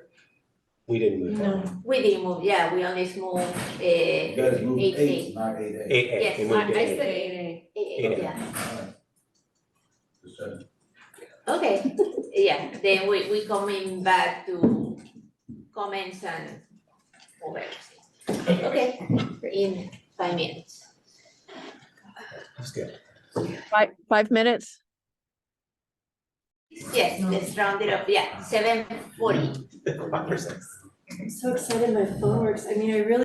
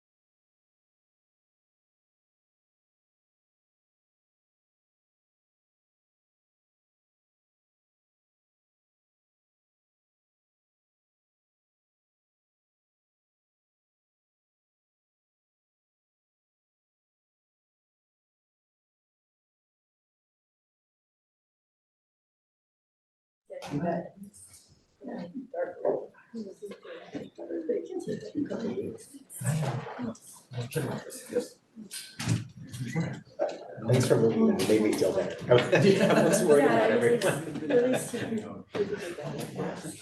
Otherwise, I was gonna miss this board meeting and I was like. You can calm down. Not mine, I know. Yeah. So I told him, okay, I'll give it first. Okay, sure. Well, it's 7:40. And with that, we open again our session for tonight's board meeting. And our next item will be, let's see the comments for sure. Number 4 now, that is to be, no, yes, number 4 now, that I think now is 5, everything move on? No, we just keep the the other numbers, yeah. Okay. Comments from the board and superintendent, and for that, we always start all the way from the other side of the room. Nancy, if you can start with your comments, questions? Hi, let's see, I've been continuing to do, I've been continuing to do meetings, and I met with Dr. or I had a conversation with Dr. Gallagher. I'm continuing to do webinars our way, and looking forward to the next board development meeting later on this month. Thank you. Bridget? I sent in all my comments and I had been substitute teaching quite a bit in the adult school. And so I got to meet lots of other families from basically people from mostly from our school district and some from Cupertino Elementary School District, the adults, the parents and grandparents. And last night I took my class to a field trip to the Sunnyvale Public Library, and that was super exciting because many of them were Sunnyvale residents who had never been to the library before, and the librarian was so nice and explained that everything was free, and just, you know, the music selections and cookbooks and all the ESL CDs and things they could check out in the children's section, and they were really interested in the reference section. And so we had a good tour there, and I sent all my other comments in to Jesus. So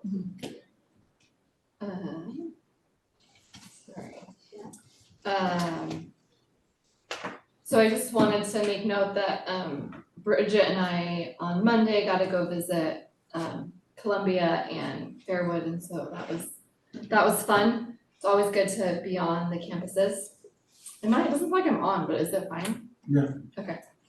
And then I also just wanted to make note, last week I went to the CSBA Roadshow, and so that essentially like all the like big wigs, like, you know, who run CSBA were there, and they you know, kind of did a presentation talking about the different stuff and answered questions. So I put they had extra packets afterwards, and so I grabbed packets for you guys, so it's in your mailbox, in your, you know, little slot in the superintendent's office. So the slide presentation from it's in there, and then there were just a few other things from that, so I want to make note of that, and that's it. Good. Well, last week was, as Mike said, the other week, very busy week with one event almost every night. Yeah. It's really, I went to the Alliance, to the, what is it called? Acknowledge Alliance was very interesting. They gave us an introduction of all the services they're giving for supporting our teachers, and they can also do all the other services they do in social emotional support for the community. We did the fall dinner for the Santa Clara CSBA, and it was mostly an opportunity to meet with all the other board members and hear an exchange as usual, although the presentation wasn't particularly well well understood because the acoustics were horrible, so if you were from the half of the room to the bottom, there was nothing you can do, everything was muffled, so some people just start leaving early because of that, but other than that was a good opportunity to meet and share and know what everybody's up to in other districts. We did, last weekend I went out and was looking at some colleges in Northern California this time with one of my sons, so it was a long drive. Everything is very far when you go north from one place to another. And we did the visit to Vargas School, and I will send this time my, I'll try to do it tomorrow, all my activities. Last time I forgot, so that's why I sent everything a little bit late. But yeah, it has been a very interesting week. I think after the presentation from the PTA, safety has been also in our minds, and we have been thinking a lot about that and what can we do about it. And I think we agree that we should maybe revisit. So if we're thinking about the possibility of another community meeting or meeting with some of the members who are interested about that. And always it's interesting to review what, how we're doing and how can we do better for everybody. Yes, that's it for now. Thanks. So thanks. So I think between all of us, we got all the events covered. I was able to go to the County Office of Education Teacher of the Year event, which is one of my favorite events of the year. We honored Anna George from Fairwood, who's just an amazing teacher. And the fun part was at the beginning, her family was there. She has an amazing family, 2 college age kids, actually just out of college. Her husband and her dad were there, and it was just wonderful. That was great. And then on Friday, I was able to go to the opening of the science building named after Roy Rockland, who's a community member out at Lynbrook High School, which is in Fremont, but clearly out of our attendance area. The neat thing about that was some of the same architects worked on that building, and I get to do a tour of it. And it's just exciting to think like what's going to happen at Sunnyvale Middle School coming up. So they use some of the same concepts, not exactly the folia, but some of the same concepts for that. And then besides that, we're just really gearing up for the strategic plan kickoff. We're getting very close to having our teams formed. Tasha has been working really hard on that with Sharmila in her office and the rest of the team. So it's going to be a great process. It's going to be a lot of time, but very intentional. And what I'm excited about most, well, maybe not most, but what I'm very excited about is reaching out to the community, how excited and eager our community partners are to be part of the process. Mm-hmm. So I was thinking like, oh, are you sure you want to be part of it? Like, yes, we want to be part of this. So that's really neat. So it'll be a good process. And it all kicks off November 27th, right, Dr. Dean? That's correct. That's right. That's go day. So that's all I have. Okay. Well, thank you. And with that, we move from item 4 to item 5, comments from the Sunnyvale Education Association. If there is any member from that association who wishes to speak, please raise your electronic hand now. No, not them. So we can move to the next item, which is comments from the California School Employees Association. If there is any member from that association, please speak now, raising your hand. No? Okay, with that, we move to item 7, comments from the public. This portion of the agenda provides an opportunity for members of the public to directly address the governing board of any item of interest for the public. However, provision of the Brown Act, Government Code 54954.2a and .3 preclude any actions being taken for any item not appearing in the posted agenda. Time limits located to public testimony are 2 minutes per person and 20 minutes per public comment. Speakers are asked to give their name and affiliation so that an accurate record is reflected in the minutes. We do have one card for people, for person here, yes? And we have one online too. And we have one online. So let's start with people present. We have Douglas Combs for Sunnyvale. And the timer will be on the side for you to see. Good evening. My name is Douglas Kunz, and I serve the Sunnyvale School District by chairing the Citizens Bond Oversight Committee, but I'm speaking tonight on my own behalf. I'd like to start with appreciation. From where I sit, the district is already showing tremendous leadership on climate. I was delighted recently to see a video made by Silicon Valley Clean Energy, which was about the Vargas Elementary School decarbonization demonstration grant. The video featured Brant Burns, Dr. Gallagher, and especially Principal Catherine Armstrong, who commented on how replacing gas heaters gives Vargas's teachers a concrete example right there in the classroom that they can use to illustrate for students how to decrease a building's carbon footprint. I applaud the fact that the district is also already, first that it already has electric buses in service and that it is exploring replacing more of its fossil fuel powered fleet with zero emission electric buses. That being said, I would like to challenge you to do more. The climate crisis that we face requires urgent action across all of our society. Beyond looking for climate-friendly options when you implement a project that is already planned, I would urge the district to actively take an inventory of its greenhouse gas emissions and put together a plan for how to get them to zero, and then to actively work on that plan. Until you know where you stand by taking an inventory, it is difficult to know how close you might already be, and also what regional, state, and federal funds might be available to you to help meet that goal. Thank you for the leadership that you are already showing, and please consider taking that leadership further by committing to becoming a zero emission district. Thank you. Thank you. Thanks, Dad. And the next comment is online. Yes. Yeah. Vera Lacata. You can speak now, yes. Ira, you can start. Hi, thank you both for taking my question. My name is Geeta Galakota. I'm from Alice Elementary, student. And I'm looking at the agenda of items that need to be approved in the general contract agenda. And I'm seeing a couple of items that are like Wild Mind Assembly for Cumberland and Walk Through California history presentations for 4th grade classes in Sherry Chase Elementary, and Walk Through California Revolution for 5th grade classes in Sherry Chase Elementary. How are these two schools getting these sponsored by the district? That's my question.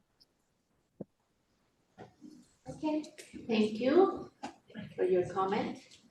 So that's actually an item that's on the agenda. At this point of the agenda, we can't comment on questions or don't answer them, but that is something that is later in the agenda. So actually what I could do is have a member of my staff contact you and we can provide the answer to that.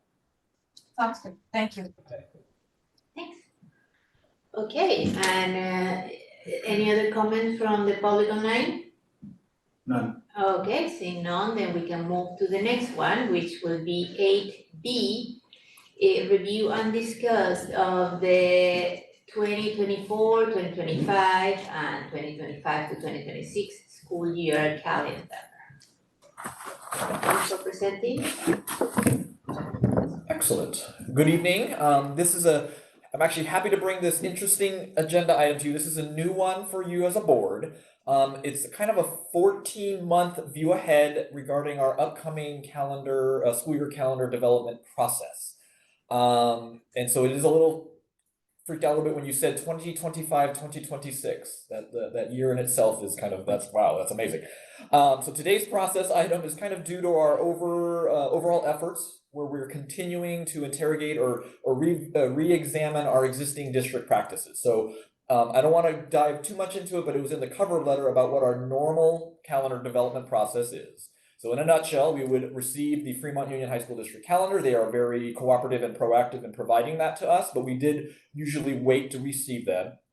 And then we definitely have kind of a deadline around December timeframe where our entire community, be it parents, students even, and our staff, looking forward to the next year so that they could start to make plans. And so we would try to adopt by December. So that always left us with a very short time frame to entertain kind of any new options. And so what I'm here tonight is to kind of open up a discussion in general, especially with our eye toward that 2025, 2026 calendar, just to get feedback on just how we can kind of broaden our process in order to have our calendar, I would say overall, better meet the needs of our instructional program here. And then it's actually a timely agenda item to kind of have this discussion, especially as we embark on our strategic planning process, because the calendar really is just a tool that is a manifestation of our instructional program. And so if we're all familiar with the analogy or the cliche of three-dimensional chess, okay, bear with me on this one. The development of the calendar is really this 3 or even a 4-way scale. Okay, so to picture a 4-way scale. This was going to be very interactive. So, okay, so our normal scale has 2 sides, and if you adjust something on this end, it has a result this way. The calendar actually, we'll just stick with the 3-way scale, has kind of the interests on one platform of our students and parents. Then the other little platform would be our statutory requirements, and some of those statutory requirements are our certificate and classified employee work year calendar, the fact that we have to deliver 181 days of instruction, federal and state holidays. And then the third item is actually then what's our instructional program, right? Like how we want to try to position our staff development days to that extent. So any option we entertain would cause this scale to kind of go like this. And so we want to make sure that we're making incremental changes in the sense that the scale is actually supporting, think of it as ADA and attendance at the top, because in theory, one option then is if we design it inefficiently, then we would get lower attendance in certain areas, certain aspects as well. So that's kind of a long way for me to kind of set that scale, so I got scale on the mind, but set that stage. And so wanted to open it up for a little bit of the conversation then about how to approach this, especially again with our eye on the 25-26 school year. We are planning, anyone listening online, don't worry, we are planning to still bring our calendar for adoption, so we have certainty about the 24-25 school year and the December meeting. And as we just recently received the Fremont Union High School District calendar for them, so we're trying to make some changes. One thing I want to start or kick off our conversation is that, again, I've been accumulating a number of options that I've been hearing since last year's calendar development, and we've been trying to kind of at least list those and try to view it in the sense of what problem are we trying to solve with this calendar. And is the calendar the right tool to be able to try to offer for that solution? Because again, the scale. And so 2 things that I'm going to recommend already to kick off our conversation is, after this item, and we get the 24-25 year calendar, I'm proposing that we actually become a little more proactive, and I want to approach the Fremont Union High School District with shortly after we adopt the 24-25, just to get and start engaging them ahead of time about their calendar development, what we're thinking, just to kind of jumpstart that process. So that's thing 1. And then thing 2 is every change that we make, we want to now start tying it to a metric, if you will. So one potential option we are looking for the 24-25 school year is the ability to front load more professional development for staff before the start of the school year. The reason for that is that we get some of our mandated compliance out the way, but also really focus on the instructional curricular rollout or programs at the beginning of the year, and so then we're off and running once the school year starts. So some of the metrics on that would be maybe our completion rate of our mandated reporter trainings, because again, if we make dedicated time up front, and then participation and actually the survey outcome for staffs receiving that professional development. So those are just 2 hypothetical examples of a metric. So those are kind of 2 changes I want to propose here tonight. That's new, and some folks might be thinking like, well, why haven't we done that in the first place? But well, that's been on me. So we're here for full accountability. I'm standing in front of you saying that we're going to at least do those 2 things, and then happy to kind of hear your feedback as we look forward on the development calendar development process. So that's my overall front loading of this. And again, if anyone's online looking for that adoption of the calendar, that's coming in December. And I'm happy to kind of just take notes and just have a quick discussion about this as we plan for the 24-25, but also more likely the 25-26 calendar development process. And I tried to speak slower. Thank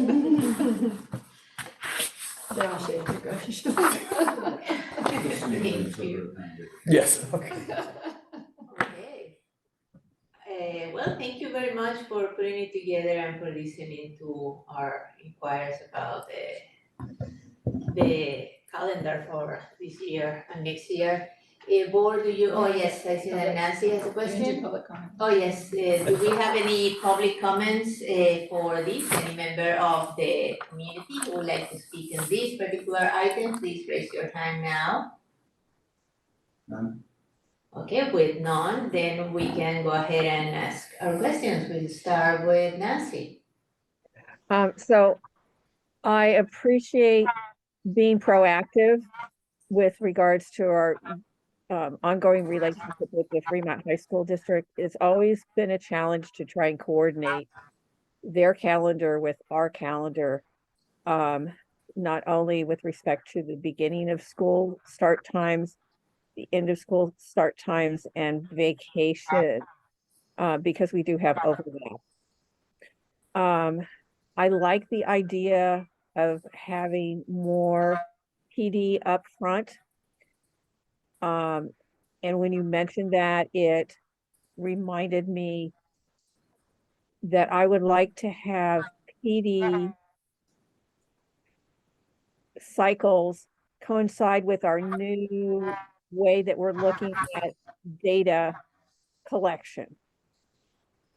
Before, we would kind of choose PD to match up weekends or other, and I guess what I'd like to see is to make sure that our PD that we have is going to be meaningful in terms of reviewing data and collection cycles, which may or may not correspond with how we're currently doing it now. And similarly, if we know that there's a major curricular adoption or some other thing that we're cycling through, to be mindful of the types of time frames we need for PD with respect to that.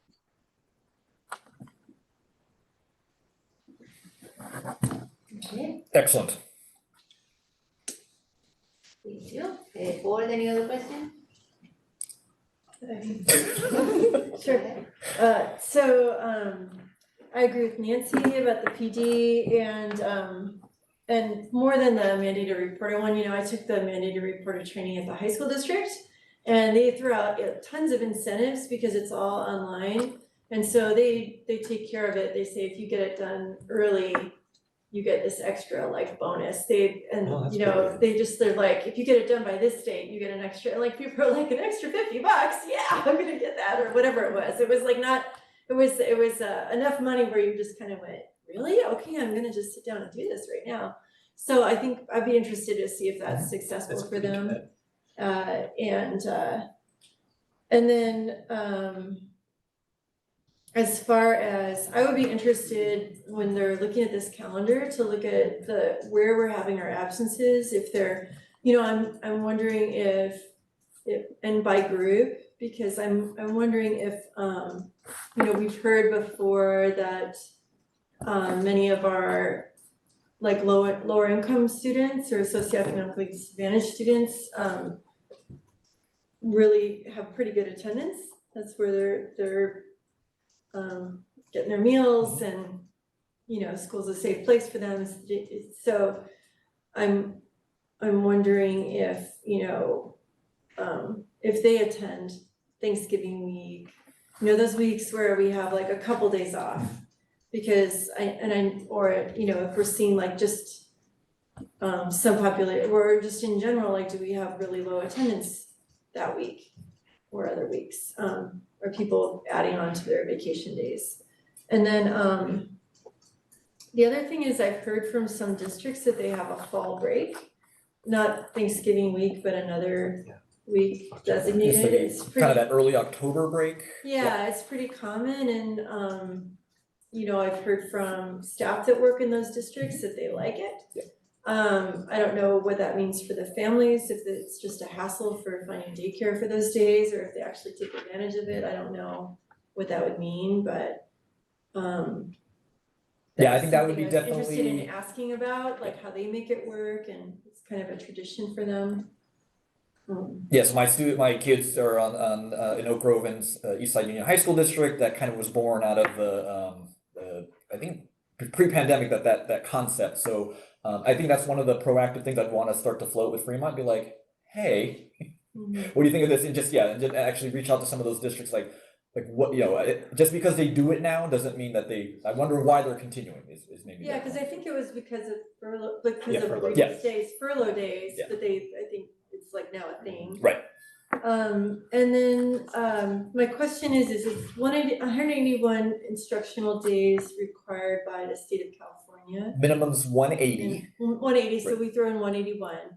But that's just a minimum, Mhm. correct? Like we could have more instructional days in theory, but We it's just our have to- work yep. calendars. Work calendar, and then I guess we'd have to, I don't know what the funding, anyway, I think we'd have to explore those two sides of it, so, yep. Because I'm wondering, you know, I asked the question in packet review about year-round school, and I know some districts moved to year-round school as an equity issue. So I don't know what the overall, you know, it would be a complete overhaul of all of our systems and everything. But I don't know, I know that that's a lot of work for the administration and the adults, but I wonder if it makes a difference for the kids. So that was a question of mine. So those are my questions. And I did note that option, and I do appreciate your recognition that would be pretty. It'll be monumental. Thank you. I was gonna say It's systemic monumental. shifting, but monumental, yeah. But monumental, but we have a monumental problem. And so if it could get a monumental result, maybe we should look at a monumental shift. Triple M, okay. Yeah, right, like, that's just my thought on that. Okay. I just have a thought for you. When you say the year-round school, it was sounding like you were saying a year-round school meaning increasing school days, because there's lots of places that do year-round school that actually have the same amount of school days. It's just like you have these smaller chunks broken up throughout the year. So my question is, are you referring to that system, or are you I referring am referring to? to that system, but Okay. I think it does work out to a little bit more. Okay, you're not saying necessarily more school days, but like, if we're looking at this, let's just look at all different types of Yeah. school year systems. Yeah. Just wanted to. And then I have my own couple questions, but it's not. Yeah, sure. I guess not really questions, but just echoing, like, I am one of those parents who has both districts, and I know there are a lot of people who have both districts, right? So continuing to, you know, have the most of the stuff lining up is super helpful for a lot of parents. And then I also like have had several parents ask about when to start, like people are making their summer plans, like lots of people even started summer plans like a year before. Yeah. And so not knowing when school year starts less than a year out is Yeah. actually really tricky for a lot of people. So if there's any possibility of trying to get into a cycle where we're always 2 years, right? Or at least, like, I mean, I don't know how you do it, but at least like giving people more than a year, right? So maybe like by the end of a school year, you know the next year's, you know what I'm saying? Yep. Like. Yeah, the one time in my 7 years here, the one time we were able to do a 2-year was because Fremont also adopted. But I guess what I'm trying to say is that with our new proactive timeline, we might even be able to start being, what is it called, in charge of our own destiny in the calendar development, and have it even developed by September of the following, like, so we're giving people almost that full year. Like that would be my the dream, in addition to trying to maybe solve it or get 2-year calendar approved, right? So there's two ways to do that. Either move up our adoption timeline, and this year is going to be a little late. I apologize for that. That's what we're also trying to get ahead of. So Yeah. So those are Yep, my thank two. you. Well, thank One you. more little Yes. timeline. Are you still? No, no, no. So also, teaching the day after Halloween is bad. Okay. Just bad. It's my comment. It's So anything to do with like a PD that day or like just happens to be. All the kids I gave candy to, I said, you're not bringing that to school tomorrow, are you? Or just the crowd. Eating it that night. Yeah. And I'm laughing, Richard, 'cause we went monumental to that one Yeah. little thing. There we go. We covered the gamut, so. Oh, Nancy's back. Yeah, so I had a question on your data development about absences. Is there a correlation on days that Fremont has that we're off cycle with Fremont? Does that increase our absences? Oh, we should look at that. Yep, we'll definitely take a look. One date that pops into mind is the Fremont has a March 14th. Usually it's like a mid-March kind of a student break day. So yeah, that's one example that we can kind of take a look. So that's great. They're only one day ones. Yeah, But but I'm just like, that's a good I example. think there's an October date too. October sometimes is lined up and With our sometimes PD, yeah. not. Yeah. Right. Then the other thing we'll take a look at is They don't because do the Wednesday before. because even though the calendar we align with high school finals, it's like actually that last week of their trimester, like it's when they're having finals, that's not even everyday attendance for all of their high school. Like, so I want to kind of interrogate that too. Yeah, and also as I think Mike was commenting that there are some days that are also difficult to teach, in particular like the day for Christmas, the day after Halloween, the last day of school, so that we count as instructional days. So I don't know, maybe review if there's anything that can be done with that or while building the calendar, but I don't know if there's. Yes, that was a big lesson learned for me. The year we adopted the 2-year calendar, the second year calendar was the day we worked on Friday, December 23rd. Oh, yeah. Because no one caught that far ahead, if that makes any sense, until it happened. So no, okay. And again, so I'm cautioning that trying to balance the scale that we'll be bringing forward. Yeah, we'll be bringing forward you know, a half step or a good step calendar for the 24-25 to try to start that balancing process. But a lot of this feedback, a lot of this processing will definitely be incorporated, especially with the earlier adoption of the calendar for the 25-26. So, okay. Well, thank you for that and for all the work you do with referring to this item. Outstanding. Thank you. Thanks. And with that. The energy. Yes, for the energy, yeah. Make it always fun. And with that, we can move to the consent agenda items, which is item number 9 in tonight's agenda. Any item of the consent agenda is subject to review and discussion prior to being approved by the board. If necessary, any item may be removed for separate action. The public may address the board regarding any item on the consent agenda, and for that, they can do it now. If there is any item that requires more community input, please raise your hand. None? None? Okay, with that, then a board, if you have any questions before we approve, do you want to have a motion to approve the agenda as it is? I'll pull C for questions. Can I make a motion to approve the consent agenda 9 and pull item 9C? Perfect. That's the Any one. second? Okay. No Any second? I'll second. Okay, we have a second. We vote on that so we can talk about 9C.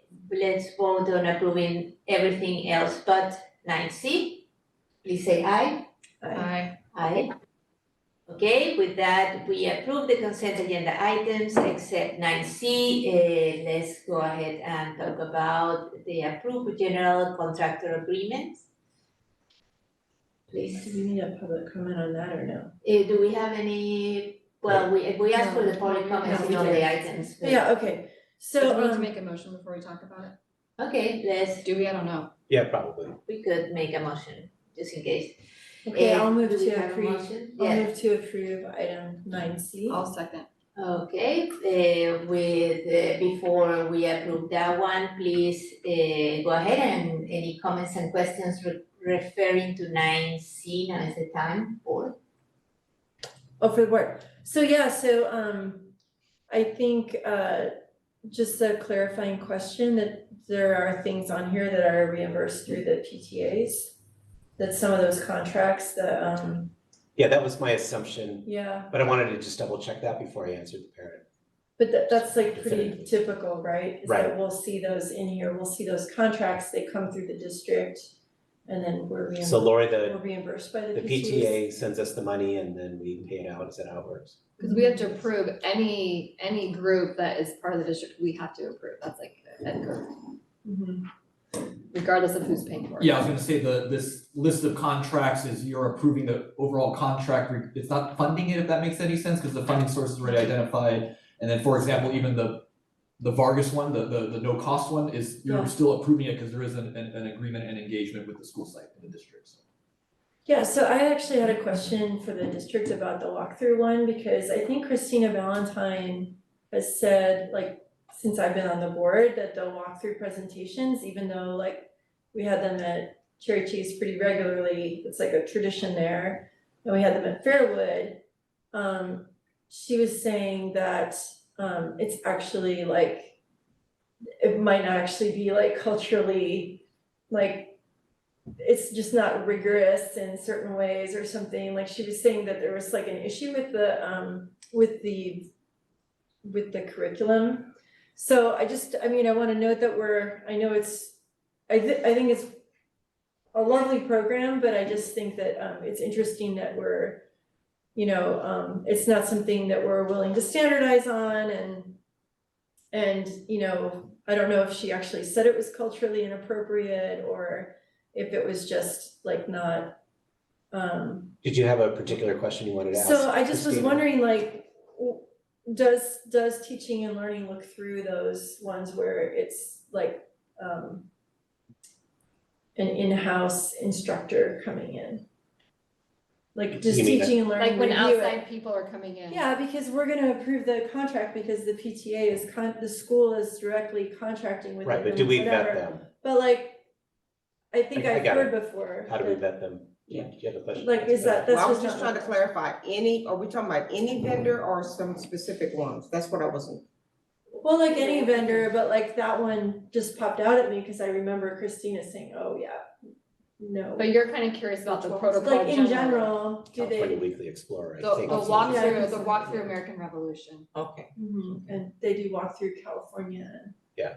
No, so teaching and learning doesn't review those if it's just from an outside vendor, they're. No, those go straight Field to trips. the human resource operations, who's that? But the principal should be, School site approval. the school site should be looking through For it. approval, Yeah. for processing. Yeah, So for you can take processing, it that and goes go there, that doesn't come to us. Okay, so it's just viewed as like an on-site field trip. Yeah. Okay, that was my question. I heard that Sutterford is revamping their curriculum to be more aware of what was happening with the native population at that moment. Now they're doing the whole, that's an example of some of these programs that we've been using that is getting up with what's going on in the world. Okay, so I'm ready to vote, whenever you are. Okay, so everybody who is okay approving 9C, please say aye. Aye. Okay, with that, 9C passes. And now I think the next item will be public comments on closed session items. And tonight we are gonna work on 11A, which is a closed session item, a consideration of student expulsion. So if there is anyone who wishes to speak about this closed session item, please raise your electronic hand now. None. None, with none, then we can move to the next item, which is 11, is 8:19 right now. And we are gonna be closing if, I think we're not gonna have the translators when we come back. You will not have a comment. Okay, so good night to our translator and thank you for your work and for being here until now. Good night, thank you. Thank you, Adrian. Next Thank you, time. Desmond. Have a good night. Thank you for all the fish.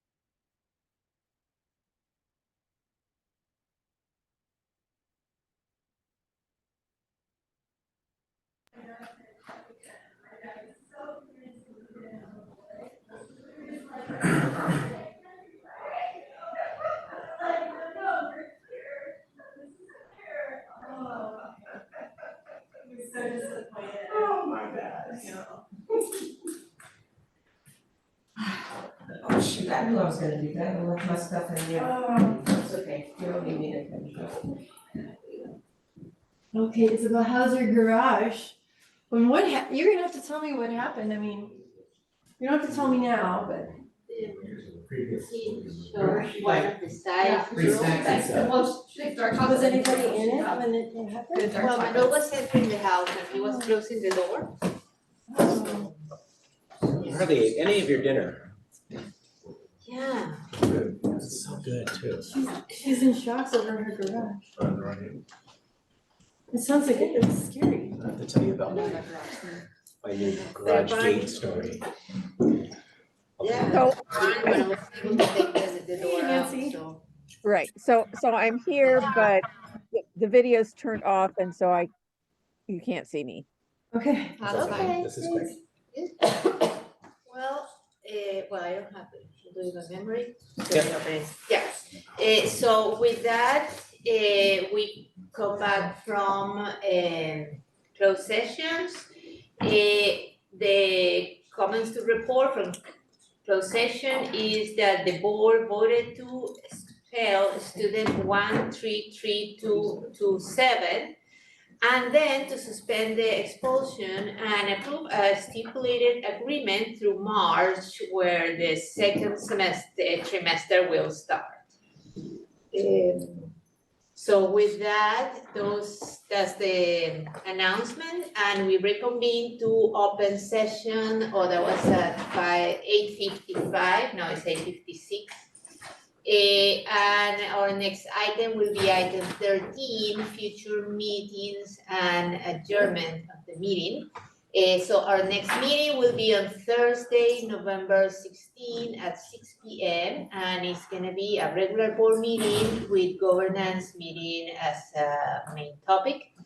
And with that, we close our meeting at 8:56. Thank you for attending.